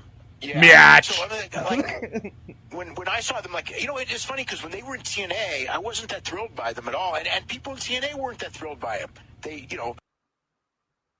Oh my goodness. All right, so let's get into some of these. First, I want to do the star ratings for the Great American Bash. And I'm going to go through these pretty quickly because, Great American Bash, Javon Evans versus Jasper Troy, 2.75 stars. I'm sorry, what? 2.75 stars. They're rappers. So they're rappers. That's Sol Ruka versus Izzy Dame, NXT Women's North American Championship, 1.75 stars. Oh, scumbag. What a scumbag. Ethan Page versus Ricky Saints for the NXT North American Championship, 3.5 stars. Oh, what a douchebag. That match was effing awesome. I mean, here's the. I agree with you. I agree with you, Paulo. But it's actually, I would probably put 3.5 stars on that match if I was ranking it out of 5. It's just Dave goes ahead. Wait till you see what we get to later, and you'll see why it's so out of whack. I'm sure it's a bunch of words I can't say on YouTube Fest. Yeah.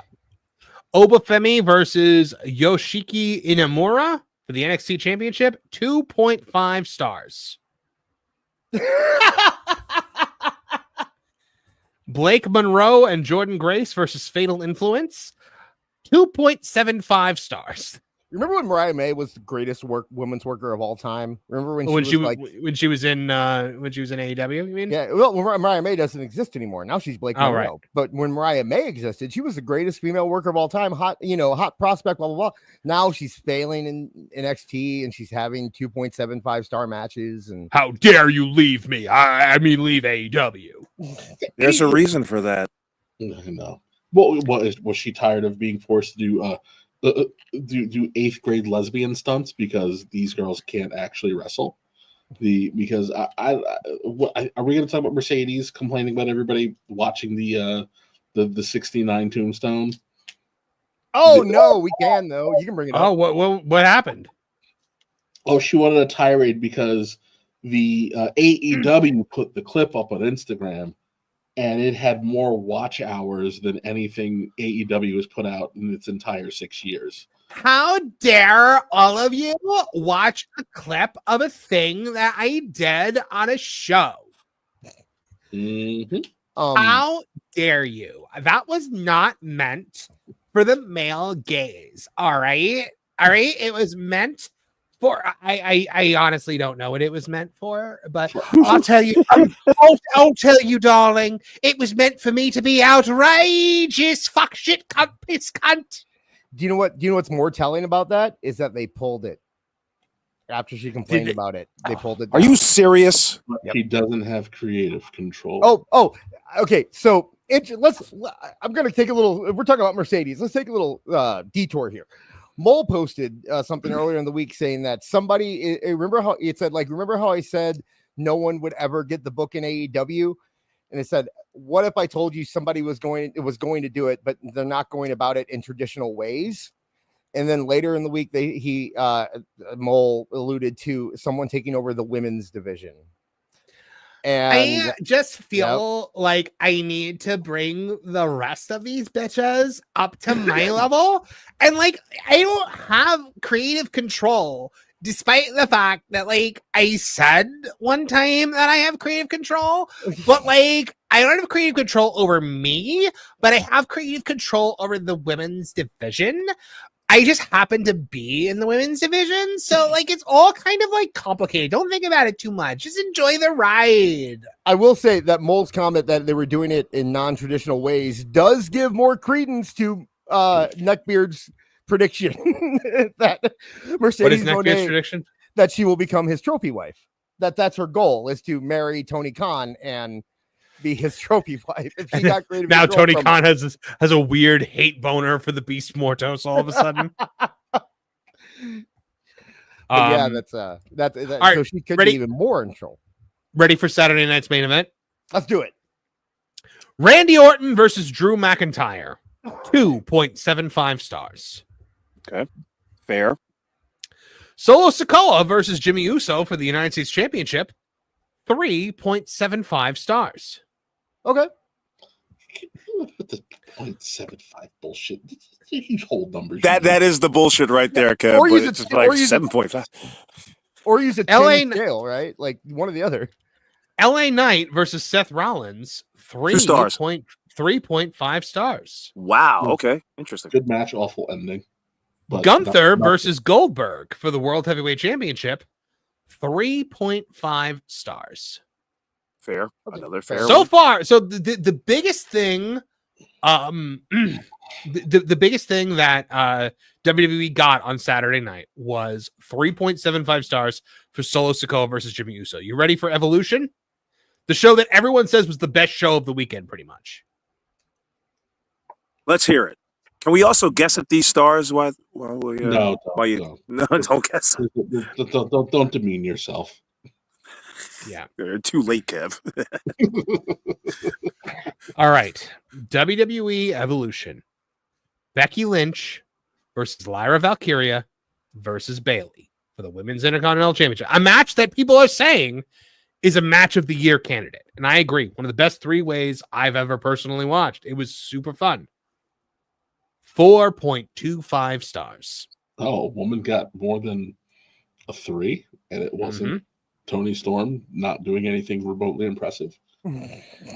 JC Jane versus Jordan Grace for the NXT Women's Championship. 3.25 stars.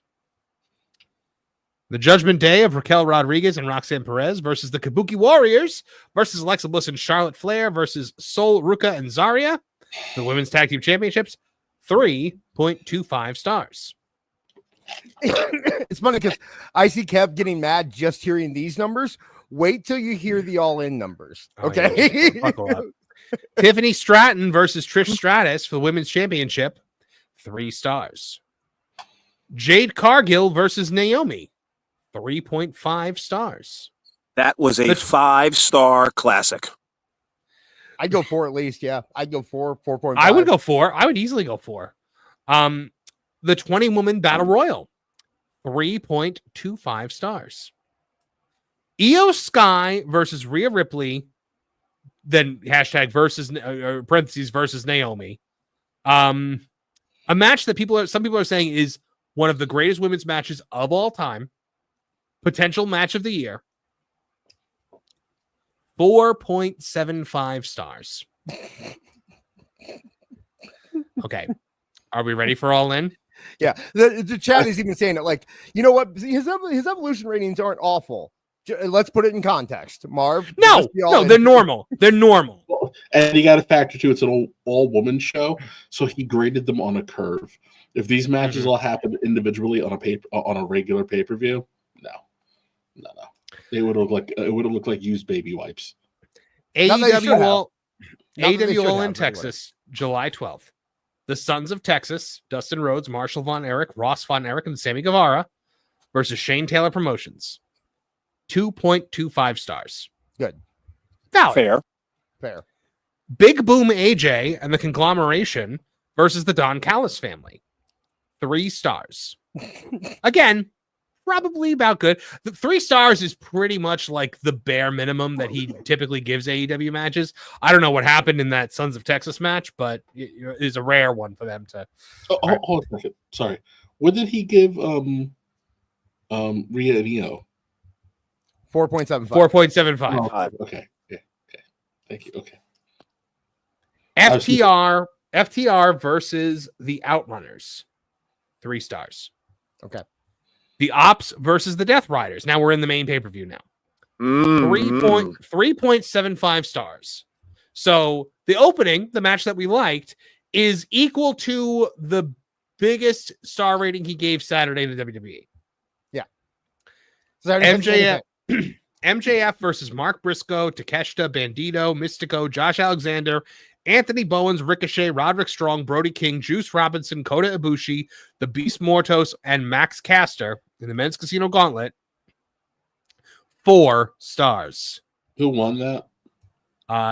Who did win that? Was it MJF? MJF. Yeah, MJF. Yeah. Oh, that's right. Never mind. The match where it was literally 2 guys would be in the ring doing spots while the other 12 were unconscious outside the ring until it was their turn to come in. Yeah, I watched. I got a question. Gentlemen. Why are battle royals getting star ratings to begin with? Exactly. That's a good question. Like, what the hell? And it was a crappily worked battle royal. I'm sorry. Like I get it. No wrestler. Unless it's like a Royal Rumble, battle royals are not fun. But like, can we at least pretend in AEW that we're doing the goddamn battle royal? It's because it's just I'm gonna do my spots in the middle of the ring, and you're gonna lay down and pretend to be hurt. And once my spot's done, you can come in, so I can go pretend to lay down and be hurt. Well, they might as well. It's basically the equivalent of lining up like you're waiting at the community pool to go on the high diving board. Yeah, we talked about it. Also, the Casino Battle Royal in and of itself is a terrible idea. Or the Casino Gauntlet. It's not a Battle Royal. It's a gauntlet. So one fall to a finish too, which is ridiculous. So the first person could pin the second person, and the match could be over before the third person comes out. But instead, every time it lasts all the way through. It never ends. But you know the match isn't going to end before number 18 or whatever random number they pick comes out. Dustin Rhodes versus Kyle Fletcher versus Sammy Guevara versus Daniel Garcia for the vacant TNT Championship. 3 stars. Okay. Oh, interesting. He doesn't love Dustin. So he never has. He was vicious to Goldust back in the day. The only person in WWE he hated, the only person in WWE he hated more than Goldust was Sable. Yeah. And he also trashed him when he was teaming with Dusty back in WCW too. Will Ospreay and Swerve Strickland versus the Young Bucks.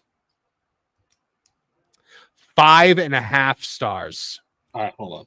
Time out. I watched the vast majority of this match, and it was the stupidest flippy dippy horse shit I think I've ever seen. Yep. The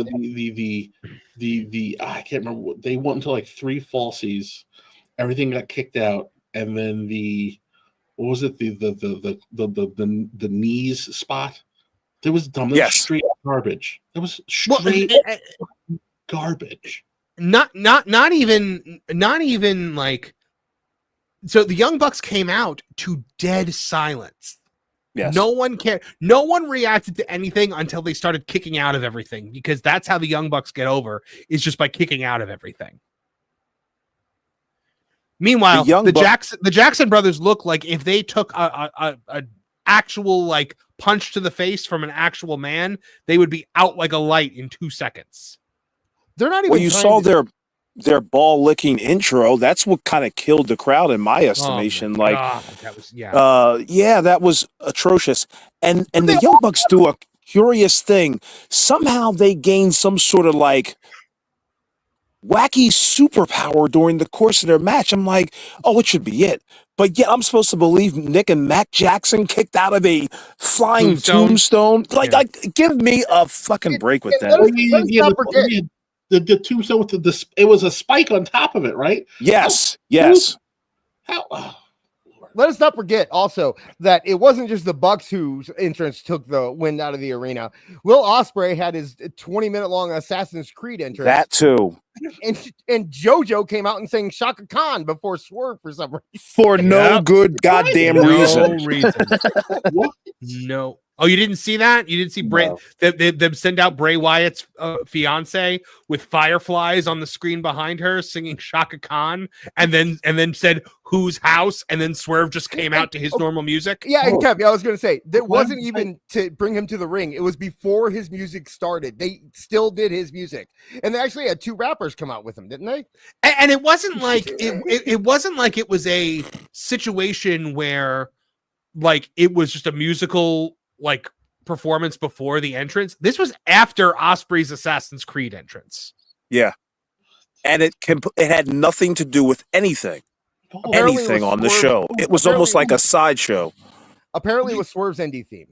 So who gives a shit? No one. I hate when they do this because I know, like this deep cut shit. Yeah, Kev's got to go. Let Kev go. Hold on. He spent money on someone singing Shaka Khan, Shaka Khan, Shaka Khan. No, ain't nobody. Oh, ain't nobody. Okay. Yeah. Okay. I'm sorry. I'm like, what? Even then, people didn't. Shaka Khan. I was like, what? Remember when people didn't know what it was when Punk came out to AFI? Yes. And the AEW fans had an absolute heart attack about it. By the way, Nick Leiccollo in the chat just said, I have not been offered Ospreay, the Bucks, or Okada, but I am preemptively passing on all of them now. Breaking news. Women's Casino Gauntlet. Chris Statlander versus Megan Bain, Willow Nightingale, Tay Mello, Thekla, Julia Hart, Queen Aminata, Mina Shirakawa, Athena, Thunder Rosa, how do you say it? Shiori? I don't even doesn't matter. care. Keep going. Alex Windsor. 4 stars. Alex Windsor. Do you want to talk about Alex Windsor? Do you want to talk about Please. Do you want to talk about how she now she got hired and has the same deal as Will Ospreay when it comes to travel because she is Will Ospreay's partner? Wait, like his wife? I don't know if they're married, but I don't actually. Okay, was it the mother of his children? I don't know for a fact that has anything to do with Will Ospreay. I do know that she is in a relationship with Will Ospreay, and that she now has her travel paid for and has a job with AEW. So, good for her. Yep. All right, so I don't have a star rating here for the Hurt Syndicate versus the Patriarchy. Are you kidding me? Wait, what? I don't see it. I don't see a star rating. I have this on 2 different images right now, and I don't have a star rating for this match anymore. I didn't mean to do that. In this movie, I know. Wait, hold on. So this is Sammy Swerve. What the hell? Yeah, I don't have. Don't tell us. Chat will tell us. Okay. Well, I want to say it was somewhere in the 3 something range from what I remember. Tony Storm versus Mercedes Monet, 4.75 stars. It was good. It wasn't that fucking good. And that's why he rated. That is why he rated Rhea and Io 4.75, because it had to be equal to Toni Storm and Mercedes. It could not exceed it because there is this. There was the greatest women's match of all time. Never mind the fact that it was probably the third greatest women's match of that weekend. Marv, it was 4 stars. The reason you didn't see it is because it was listed as 3-way tag. It wasn't listed. Oh, okay. Yeah. 4 stars for the Hurt Syndicate versus the Patriarchy. Toni Storm Mercedes won a 4.75 stars. So 4.75 stars, that is at the level of Shawn Michaels versus The Undertaker at WrestleMania 25. Yep. He said that it is better than, or it is as good as Rhea versus Io was. Also, it was better than Bayley, Becky, and Lyra. Also, the Casino Battle Royal was better than Becky and Lyra. You see, well, their match was good. They didn't chow down on each other's box. It's the subtle psychology of me as a 40s pin-up celebrity. You see who they've got going up against Toni Storm now, don't you? No. Athena. She can't cut a promo to say, she can't cut a promo to save her life. Here's her opportunity, her big chance. And she's talking through the side of her mouth. She's like, she's got that, see what I want to do here, she does that why? Look. Please tell me. No. I'm still doing Joan Crawford, even though I ran out of Joan Crawford material 8.5 months ago. So now I just drop F-bombs and hope that people think I'm interesting. That's right. I saw George Collins' dirty words, and I used them explicitly. The only reason Athena is getting the push is because this is how Mercedes is going to get both titles.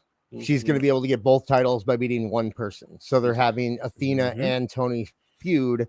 So then she's not burying both of them. I mean, honestly, I'm like so busy. Like, it really saves me a lot of time just to be able to get both belts in the same time.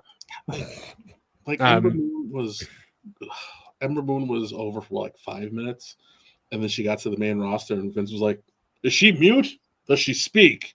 Someone give her a mic." And she spoke, "Oh no, Athena." Yeah. Athena's a hustler. I gotta tell you, man. I used to do that. I used to do a wrestling network a long time ago. And one of the shows, for some reason, Athena called in every Saturday night to one of the shows. It must have had 12 listeners. And like this was 10 years ago. And Athena would call in every Saturday. If she was at an indie show, she would call in. If she was at home, she would call in. If she was no matter where she was, she would call in.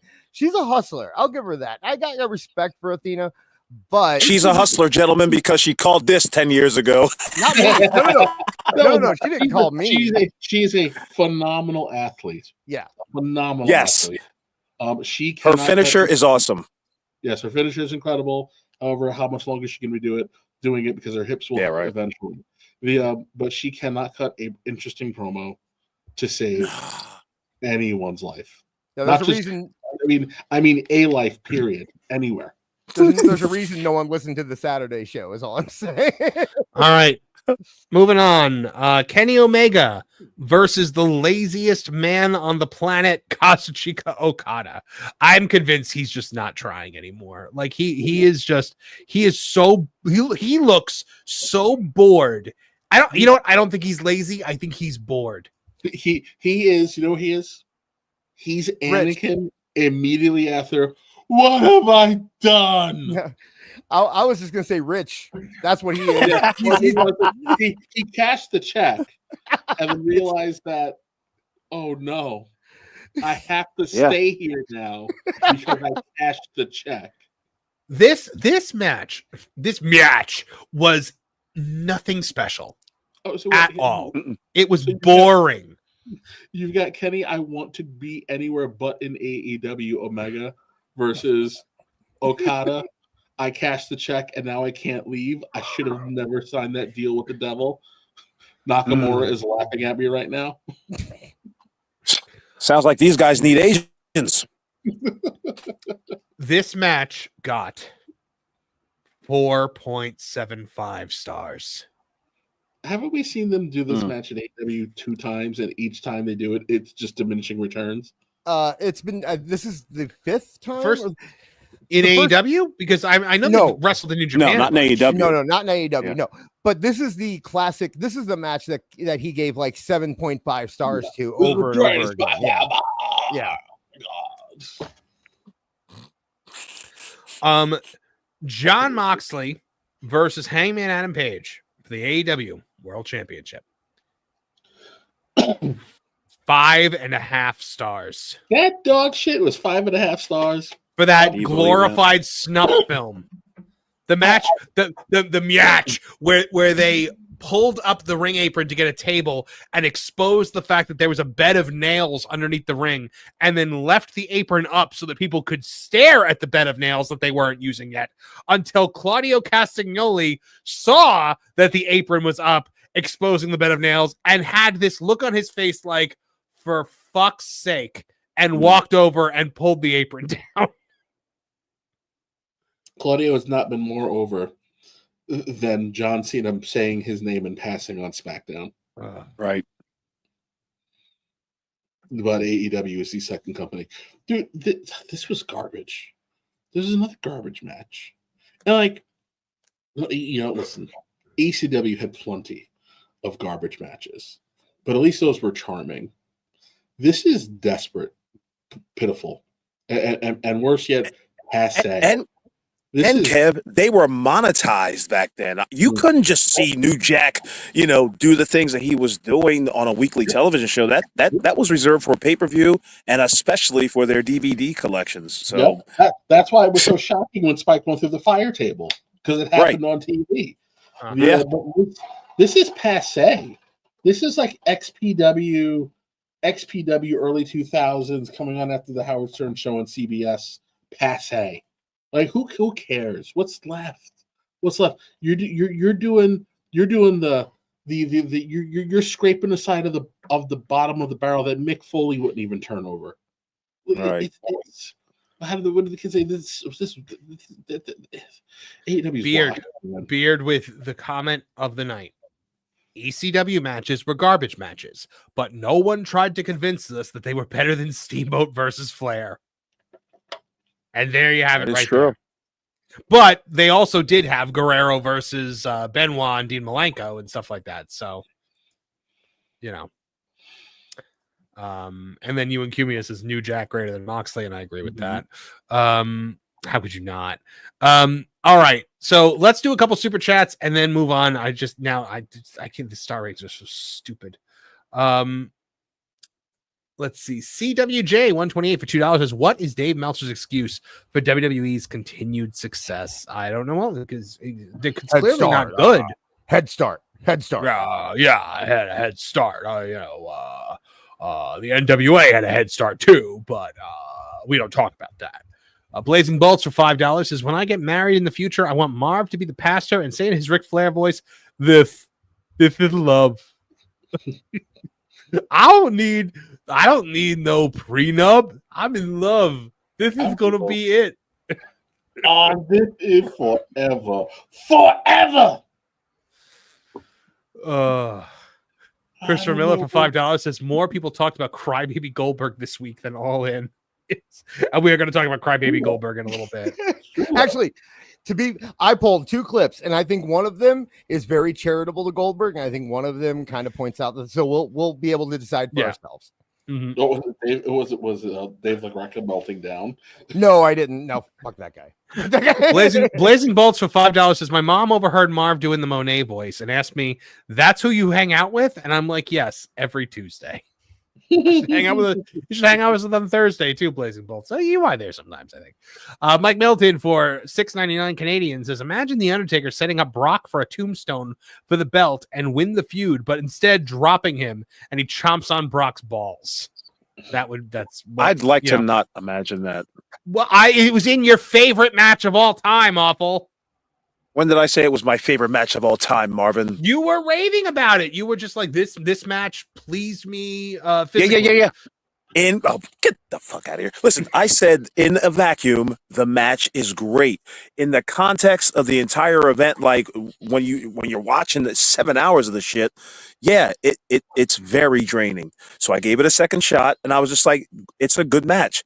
Is it 4.5 stars or whatever the hell Meltzer said? Hell no. But it was better than the first time I watched it. How about that? I appreciate you attempting to gaslight Awful the way that you gaslight me every week. It's all right. Awful's undying love of that match notwithstanding, we do have to move on. I can't spend all this time talking about Awful and his just weird infatuation with the Mercedes Moné versus Tony Storm match at All In. I heard he actually got it tattooed on his back. Just Mercedes Tony.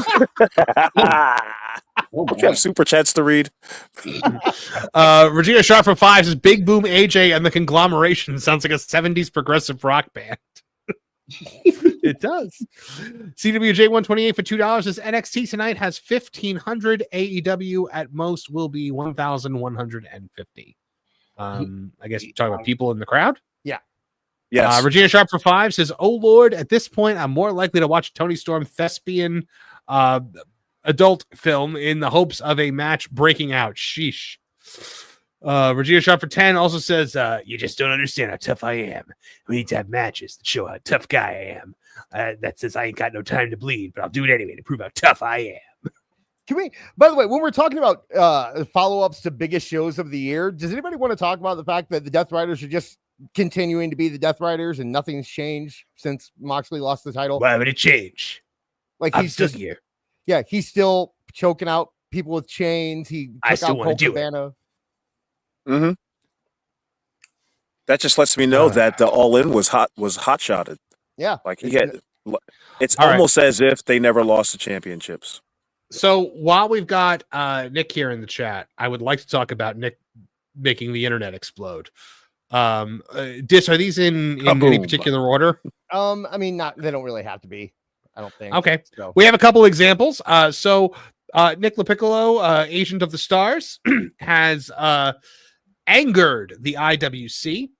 How did it start again, Dis? Because I know we covered it last week, but that feels like a million years ago. Yeah, he said he said something that made sense to Dave Meltzer, and Dave Meltzer freaked out, and this he was finally someone who wouldn't let it go.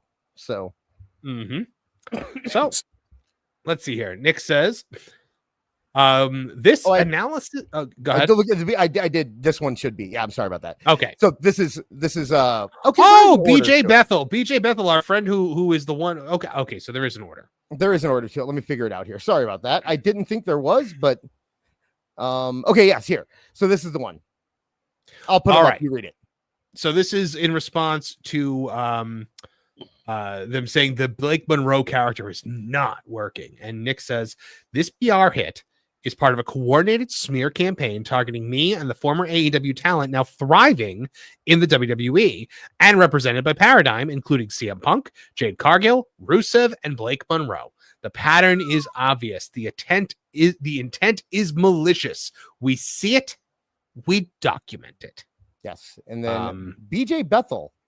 BJ Bethel, who best known as the guy who is the one who said with absolutely with Trust Me Bro as his source that AEW gets like another 500,000 viewers on Max every week, which started this whole Max. So he says, "Oh, that's right. I'm sorry. Nick did correct us because we did talk about it last week, but we didn't set it. We should set it up again.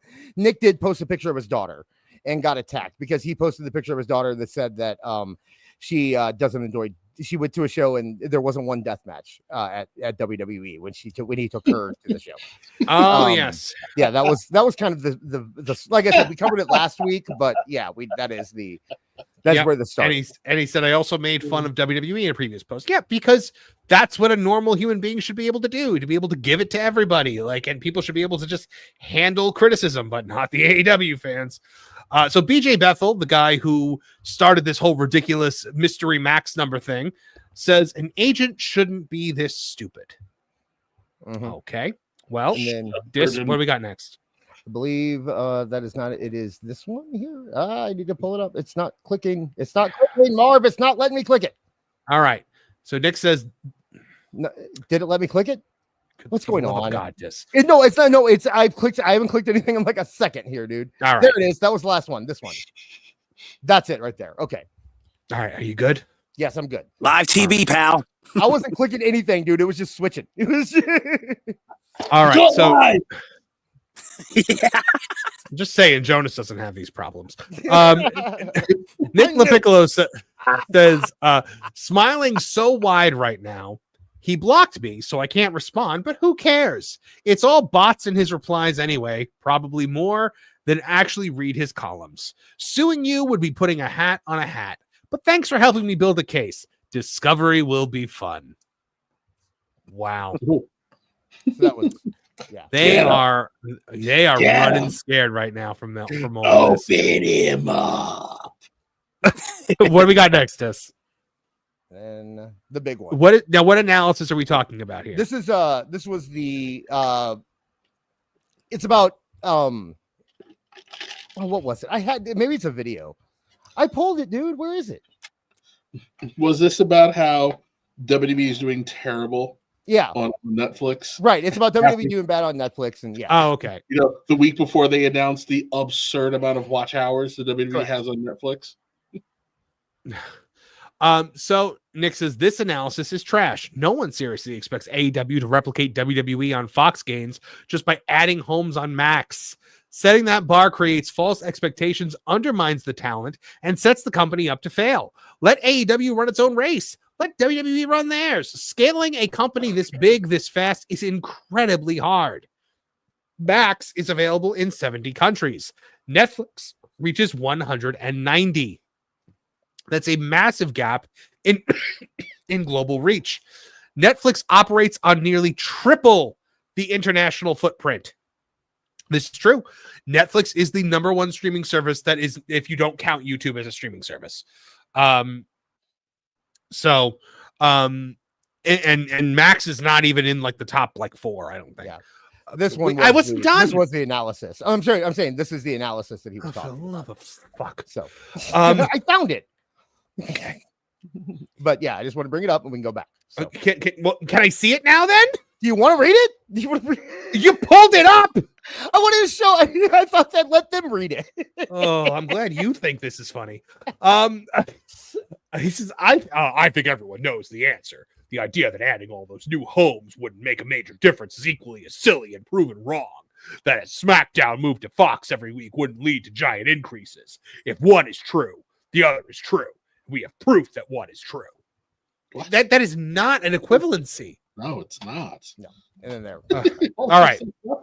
Yeah, it wouldn't let me click on it before. That's what was the problem. So he says no one cares about ECW's ratings in its heyday, but the brand is still revered today. AEW has far more resources than ECW ever did, and he's built a roster full of talent. It shouldn't feel like a wrestler's Disneyland. Forcing it into a WWE-shaped box only creates toxic pressure that helps no one. Just my view. I want both to succeed. A monopoly helps no one. So, oh, hold on. Nick just said in the chat, Tony Khan talks to Meltzer more than his own roster and executives. Well, it shows. It definitely shows. I've heard that too, and I think, yeah, I have heard that as well. So, yeah, no, that makes sense.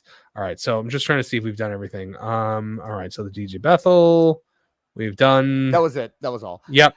So now one of the things, that thing that you told me about earlier, we're allowed to talk about that, right?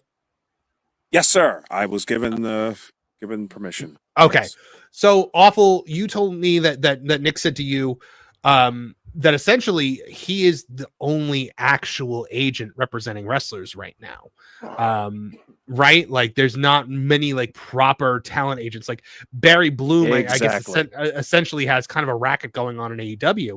But Mojo represents some people, but most of the NXT guys. Yeah. So essentially, it makes sense now that they're trying to tarnish him because a quality agent is going to get better deals for the talent and cost the company more.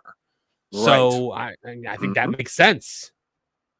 And he said Mojo is not an agent.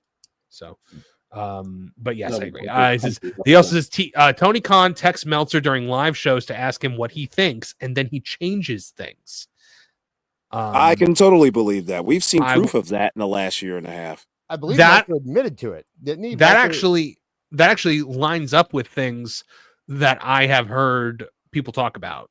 That Meltzer is essentially helping to book AEW. I'm not going to say it's connected in any way because I don't know for sure, but Mole did post today that he said that he knows that someone outside of the company knows about their booking. It very well could be that Dave would seem Meltzer. to line up.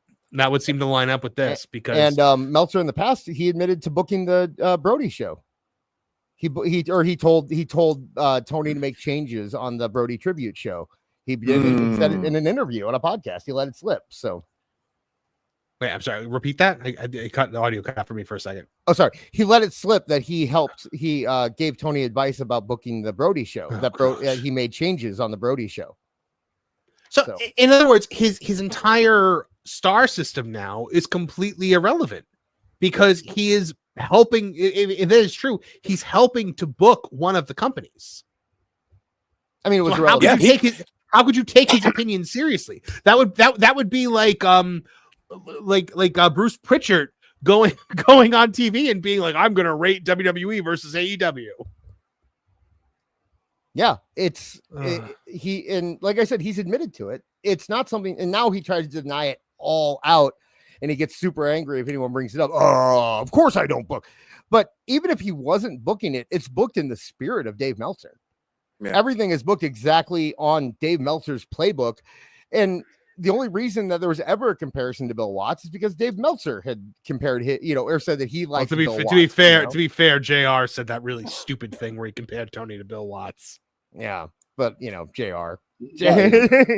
They're both human beings and both are male, and both have stood in wrestling rings. It's the likeness is uncanny. Tony Khan wore a cowboy hat one time. So somebody said, "Isn't Alexa Bliss rep by Rojo?" And Nick said, "No, Alexa Bliss is rep by me." Well, tell her I said hi and that I miss Larry Steve. Larry Steve was her pig, who was like an internet sensation, and I loved Larry. I followed Larry Steve's Instagram, and I mourned the death of Larry Steve. He was such a cool pig. He was some pig. That was a fifth grade literature joke. Yes. Gotcha. I'm glad you got it. I'm glad you got my Charlotte's Web joke. Thanks. It was there. Travis Panico says Bill Watts is rolling over in his grave. That would be impressive, as he's not dead. He was an hour and a half away from me. Yeah. Thank you. Oh man, for getting my joke. I've always had this. I've always had this thing where at some point I was gonna go find Bill Watts' house and just look at it. I wasn't gonna go in. I just wanted to. As Bill Watts is looking at you. I was going to say, you're going to put your binoculars up to your eyes, and the first thing you're going to see is Bill Watts just staring down the barrel of your binoculars. Well, that was the point. And then you're going to pull your binoculars down, and he's going to be standing inches in front of you. Yeah, that was the point. Is that I would go with the intention of telling him how big of a fan I was, but I'd be too scared because he's Bill Watts. Right. I don't care if Bill Watts 80, 90 years old. I'm afraid of Bill Watts. I don't care how old that man is. I've shared face to face with an old Harley race, and that is scary. So, all right. So anyway, guys, this is a developing story that develops by the day. I'm sure we'll have an update for it next week, but this has definitely been interesting to watch because it's refreshing to see somebody that's not afraid to step to, the IWC mob. So I am appreciative of seeing it.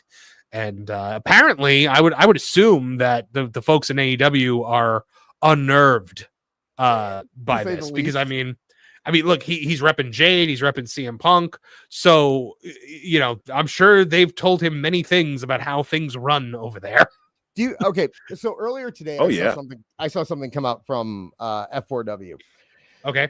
Now we've seen that Nick has started repping a lot of guys and women who leave AEW and go to WWE. So do you think it's a coincidence that F4W put out something today where Marina Shafir decided to accuse somebody without naming them of being creepy to her, someone who recently left AEW? Like, do you really think that's a coincidence that happened? Probably not. Time? Probably not. I mean, there is a concentrated effort against these people that have left AEW that are being repped.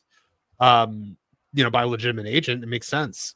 And for it to come, and for her to be so vague, and even where it was like, because the whole thing was, she said that like she was working out, and the person got on the treadmill with her and acted like she was, and acted like he was working out the same way she was, and then took a back bump on the treadmill. And she said that she wasn't good enough friends with this person to make it normal, so that she came off as creepy to her. Hold on. And then, yeah, so that's the accusation. And the treadmill was on. Yes. That doesn't make a lick of sense. I know. Yeah, how do you back bump on a running treadmill and not die? I guess maybe back bumped off of the treadmill. Like maybe she just misspoke, or it was miscommunicated. It's virtually impossible. Either it's all of it is a self-deletion attempt. So I don't buy it. I don't buy that for $1. Yeah, I don't buy it, and I think that it's timed. I think it's timed to sound like it's because of this. I think that there could have been something. Maybe a guy jumped on the back of her treadmill and like stood. You know how you stand on the side of the treadmill while it's running or something like that. Maybe something like that, or walked over. But I don't. This makes no sense. They're trying their damnedest to make Nick Leiccollo look radioactive. Yeah, that's what it seems like. Yeah, it's not really going to work. The man's an influential agent. This is a bunch of petulant children on a show no one watches, and the rest of the public who pays attention to it thinks is a joke. So good luck with that. And if it was real, and it was someone Nick represented, they would have said the name. The only reason they didn't say the name is because they want people to think it might be. That's what I'm guessing. Well, yeah, we can't say the name because the lawsuit would be spectacular. Also, like, bro, you're an MMA fighter. You mean to tell me that you can't handle a one of the skinny, scrawny play fighters that you hang out with in that roster? Stop it. Yeah, but yeah, F4W posted it today. If you want to go look at it, it was right before we went on. That site's still around. That is the site. F4W? Yeah. That is the site. Yeah, that's Meltzer. Yeah. Mm-hmm. That's Alvarez, isn't it? Or that's Alvarez. Meltzer and Alvarez, both of them, yeah. Yeah. All right. All right, guys. Are we ready to move? We'll go circle back to this topic next week because I'm sure there'll be more to talk about. But we're ready to talk about Goldberg a bit before we end for the night. Yeah. So we talked about this a little last week, but we didn't really play the full clips, and the rabbit hole is a lot deeper than we thought it was. Yeah, I would do the one that says Goldberg Gunther first, and then do the picture, and then do the second Goldberg one. This one I think is the one that he's getting a lot of criticism for, and I'll play this first. But I think the second one is more charitable to him. So all right, let's see it. You mentioned him for a moment there. I just want to ask, as a dance partner, as a guy who is one of the faces of the company now, what do you think of him, working with him for the first time? I just really apologize. Number one, I clipped him once with the right hand, and number two. I'm sure he was fine. Yeah. Man, I laughed when he chopped me, but I didn't know what to expect because, you feel these chops throughout your career a little bit. And okay, I'm sorry. You laughed when he chopped you? Look at that chop. Mm-hmm. and my thing is that there's no reason if he hadn't brought it up, then everyone would just think this is Goldberg being Goldberg in his character. But the fact that he brought it up, and listen to why he says he laughed. And they're loud, man. It looks like they hurt. You look at the skin, and it leaves some good marks, and it's devastating. Look, it's a great work punch, right? But I thought it was going to hurt more. That's all. And it just startled me. And I didn't mean to do that. And I really apologize because I didn't mean to. That's not a bullshit rib. on that. Hold on. Also, okay. All right. Two things. People really bitching about this. That means you've never been in a real fucking fight. I don't want to hear it. He shouldn't do it, dude. He shouldn't do it to Goldberg. He shouldn't. That buries Gunther. Two things. One, looking good and sounding good, but not hurting is the point. Yeah, it's the point. That's literally the point. I'm going to. God. Now, number two, it is altogether possible that Gunther is not hitting a however years old man Goldberg is, especially given the fact that he's a legend who hasn't been in the ring in years, as hard as he would hit Jimmy Uso. Yes. I'm also going to explain what Goldberg is trying to say to people. So sometimes when you get in a physical altercation and your adrenaline's pumping, your reactions don't match what is actually happening. The man flat out said it startled him. So he heard the sound, he felt it, he was anticipating hurting more. It hurt, but not as bad as he thought it was going to hurt. So he laughed. And I get There's that. nothing wrong here. Yeah, Why are we acting like petulant fucking children because the news cycle's slow? No, I get that. I get what you're saying, and I understand it. But if he hadn't said anything, then it would have just gone off as if Goldberg was laughing because that's his character and he's Goldberg and he's so strong. The fact that he said something, the thing about Gunther that everybody in every interview, shoot or whatever, comes out and says, you don't want to get chopped by Gunther. Gunther's chops really do hurt. And for him to come out and do that, it just seems like it does seem like he is going over that line. It's not necessary. First off, it's not like Goldberg and Gunther called this match on the fly. There was, I'm sure him laughing after the chop is all a part of the match. It made sense in the moment. I don't even know how this is quote unquote news. The only thing that makes it newsworthy is that Goldberg is bringing it up again. But as far as like the chop, it's not like, oh, so it didn't hurt as much. Great. No big deal. Moving on. If Goldberg but that's the point. He's working us, brother. If Goldberg had this conversation in 10 months, no one's talking about this. This is nothing burger. Well, Cornette talks about it all the time. He's like the real experts, the real talented guys, or Brian Last might have said it, but I'm sure Cornette has said it too. The truly talented guys were the ones who looked like they destroy you, but they barely touch you. Because this is it wasn't until like the Japanese tape traders started becoming wrestlers that we started getting into this situation where everyone's got to take everyone's head off and everyone's got to break everyone's blood vessels and everyone has got to just hit everybody for real and just make this okay. And also kids, the reason that you work out and you have the big muscles when you wrestle is so there's a lot of meat there. You hit people really hard in safe places where there's meat. Chops happen in the chest because your chest is thick. You get hit in the neck. Dude, I'm not saying that I'm not saying they should actually hurt, but I'm saying when the entire company and everyone who's ever talked about it act like Gunther's chops hurt, don't you want to at least sell it? No, I agree. I agree with this from a kayfabe perspective, Dis, because at the end of the day, I agree with you. When that chop hits and he laughs, it does look like it's good for the Goldberg character. But for him to go out there and be like, oh yeah, he didn't even touch me, I'm just like, come on, man. Like, could you at least try to sell it? Like, could you try to like make this guy sound credible? I know everyone knows it's a work, but as Jim says all the time, we don't have to rub their faces in it. Okay, I don't understand. But why do you have to go out there and say that like the guy's chops don't hurt? Like when everyone says that the guy's chops hurt, like because Goldberg again is a mark. But why do any of these guys do shit interviews? It's why. It's the point that you're making that Goldberg shouldn't have done this interview. Yeah, or again, we don't piss and moan every time someone does a shoot interview. Yeah, we kind of do. Talk about the experience of the match. Yeah, we kind of do. That's kind of our gig here. Is that we piss and moan when people do shoot interviews? Yeah. It's like I just don't get the collective outrage. I don't think what he said was that bad.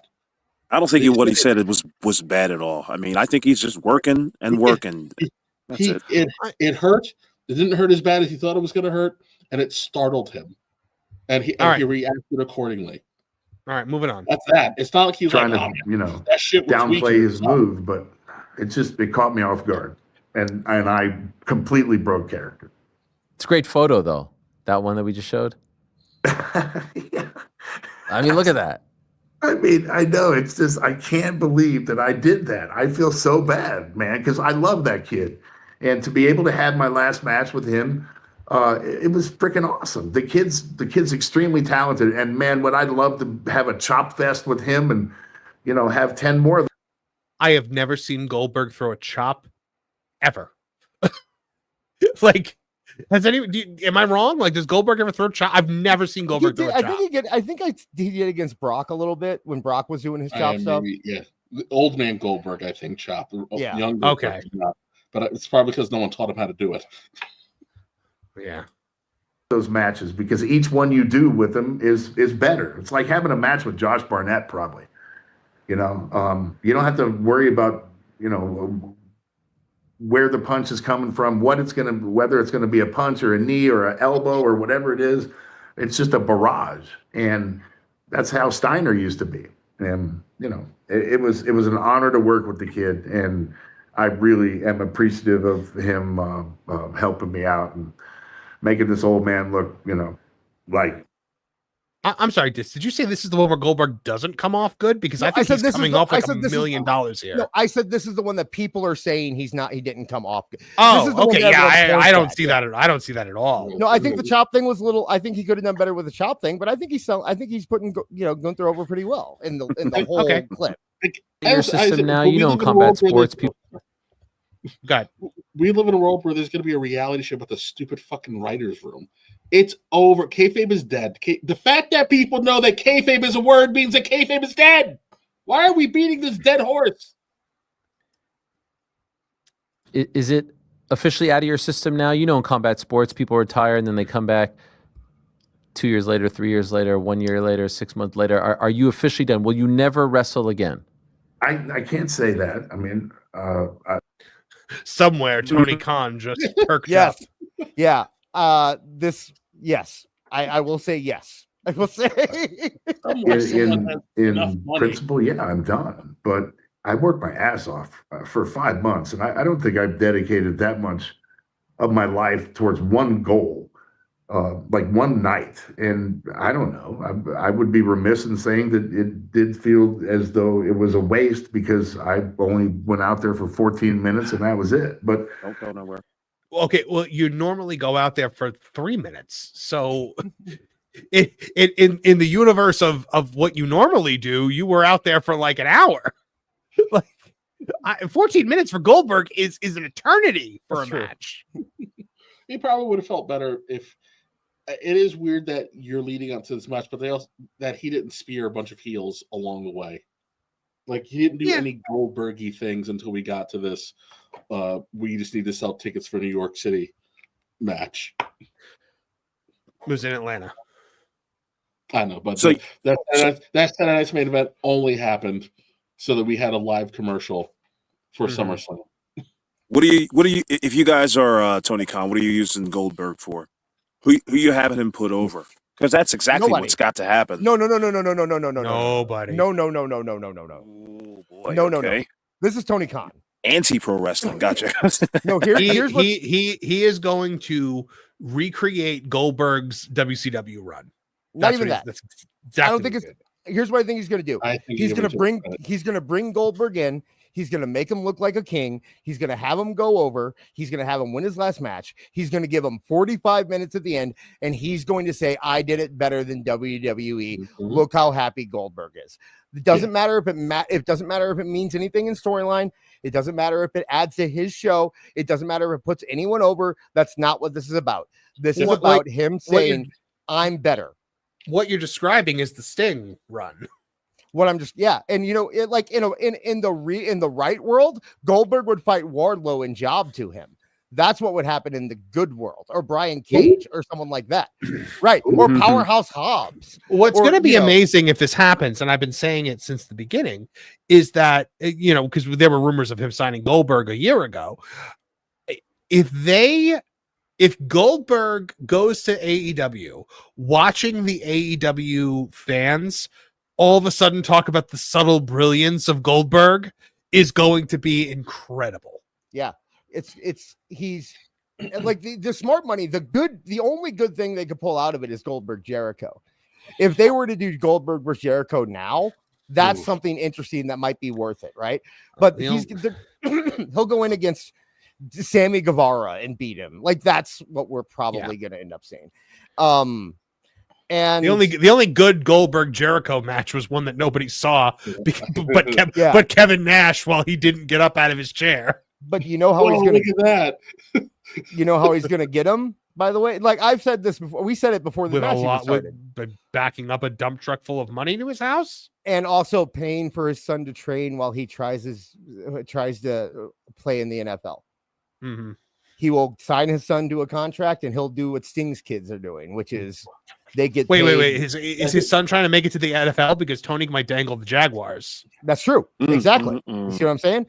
I think that's why I think this was Goldberg's plan all along. I think he got the WWE match first, and now he's going to go to Tony Khan, get the big payday, and then get something for his son, where his son might have a shot in the NFL too, because he's got in good with the Jaguars. His son was also just extremely complimentary to the WWE. Just a couple. He was. Well, he was. Yeah, He's not an idiot, right? Here we go. Yeah, man. I mean, I'm 58 years old. My body's kind of torn to shreds. Hopefully, I was able to cover a lot of it up, and and I had my retirement match. I had 91 people fly in from all around the world, that were personal guests of mine. And I don't know if I want to kickstart that again and say, hey guys, guess what? I didn't retire. I'm going to go one more time. You don't plan stuff like that. In the world of professional wrestling, I guess you're not retired until you're dead. But, in principle, yeah, I'm retired. Interesting. And he is represented by Barry Bloom. He is. Of course he is. Who, where a lot of his clients end up. Brother. So... I'm just saying, dude. That's that. And I wouldn't be shocked. And you know what? Be shocked. It's a good plan. It's a smart move. I am not going to criticize Goldberg for it for a second. He played this perfectly. Perfectly. I think in this moment in time, Tony Khan might be a little savvy, and he may reject some offer from he may lowball Goldberg. Because he did say, I think in the scrum or whatever, or at least on the media call, he was just like, I've learned to be a little bit more forthright in my decision making. You know what happens if Tony Khan doesn't do it? Goldberg runs to Vince McMahon and says, let's go do a show together in Australia. It'll be my final show. You can promote it and we'll make $1 billion. And that's what will happen. But I think the world is so cruel. I think you're completely wrong about Tony Khan. Yeah, I think Tony Khan pretends he wants to do something different, but in the end of the day, he's Tony Khan. If he can find a way to get one up on WWE, he's going to do it, and this is his way to do it.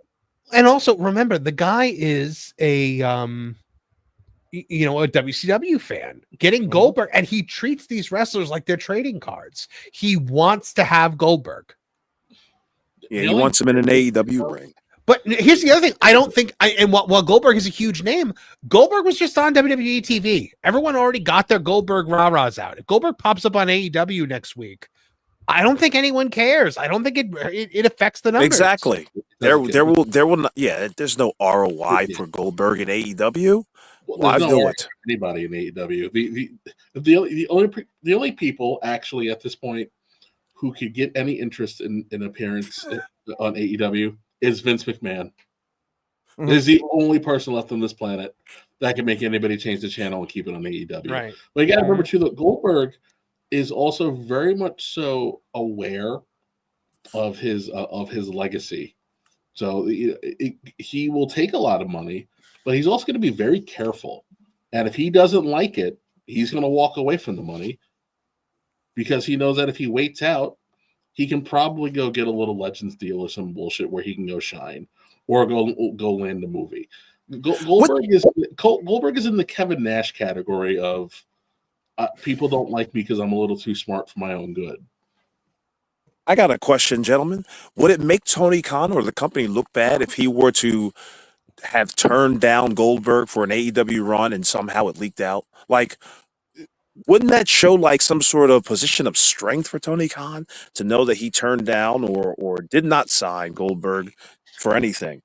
Well, the problem is Tony is not in a position to say no to anybody. Yep. No one watches this show. It only exists because Daddy signed a deal, and WB has nothing to replace it with. Yeah, no, it's I strongly feel that it's going to happen.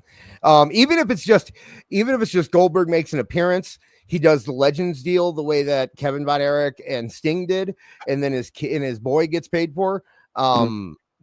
Maybe that's just it. But especially when Goldberg at other points in the interview was talking about how, there's still like 3 people that I wanted to bring into my retirement match that I didn't get to bring them in, and that kind of stuff.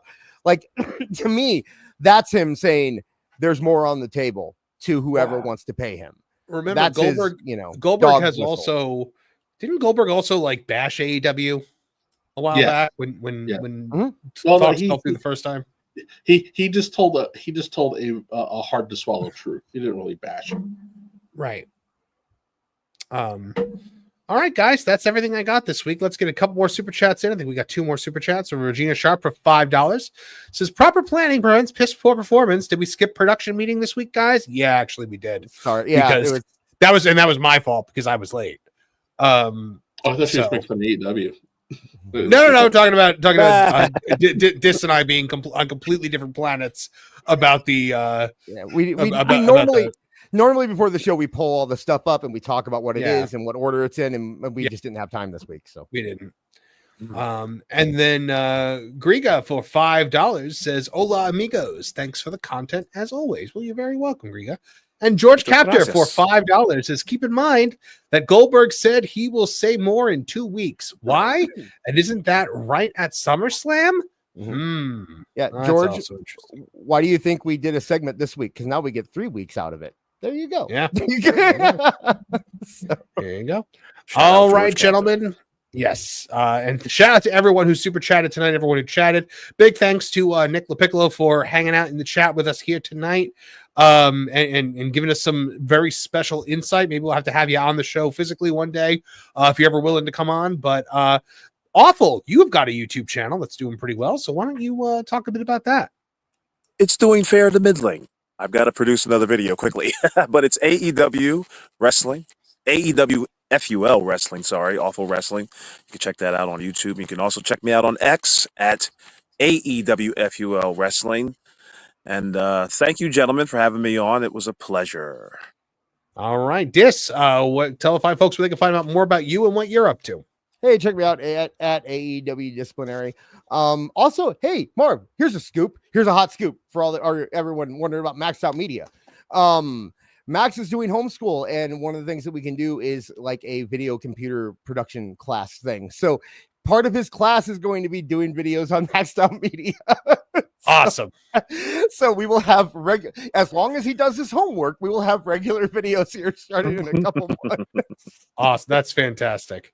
All right, Kevin Apollo, this is a big week for you, my friend.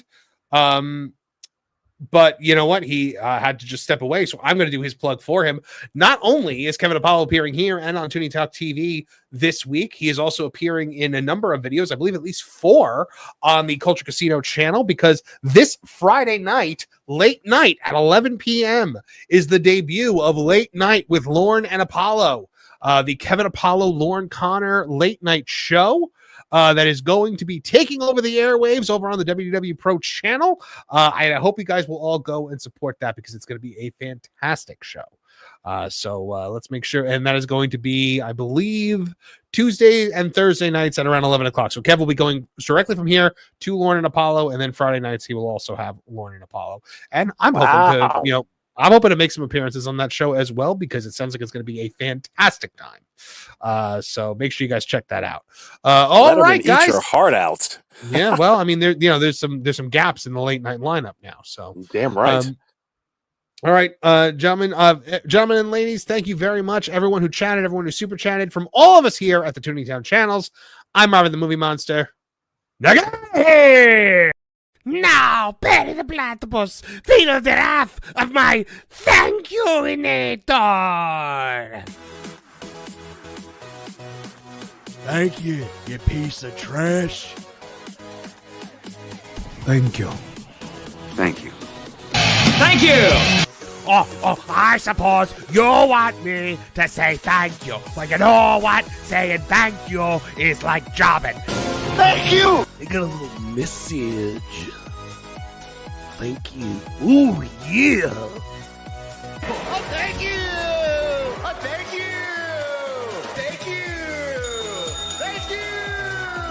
Thank you! Thank you! Thanks? For what? Hi-ho from all of us here at Tooney Town. Thank you! And viewers like you.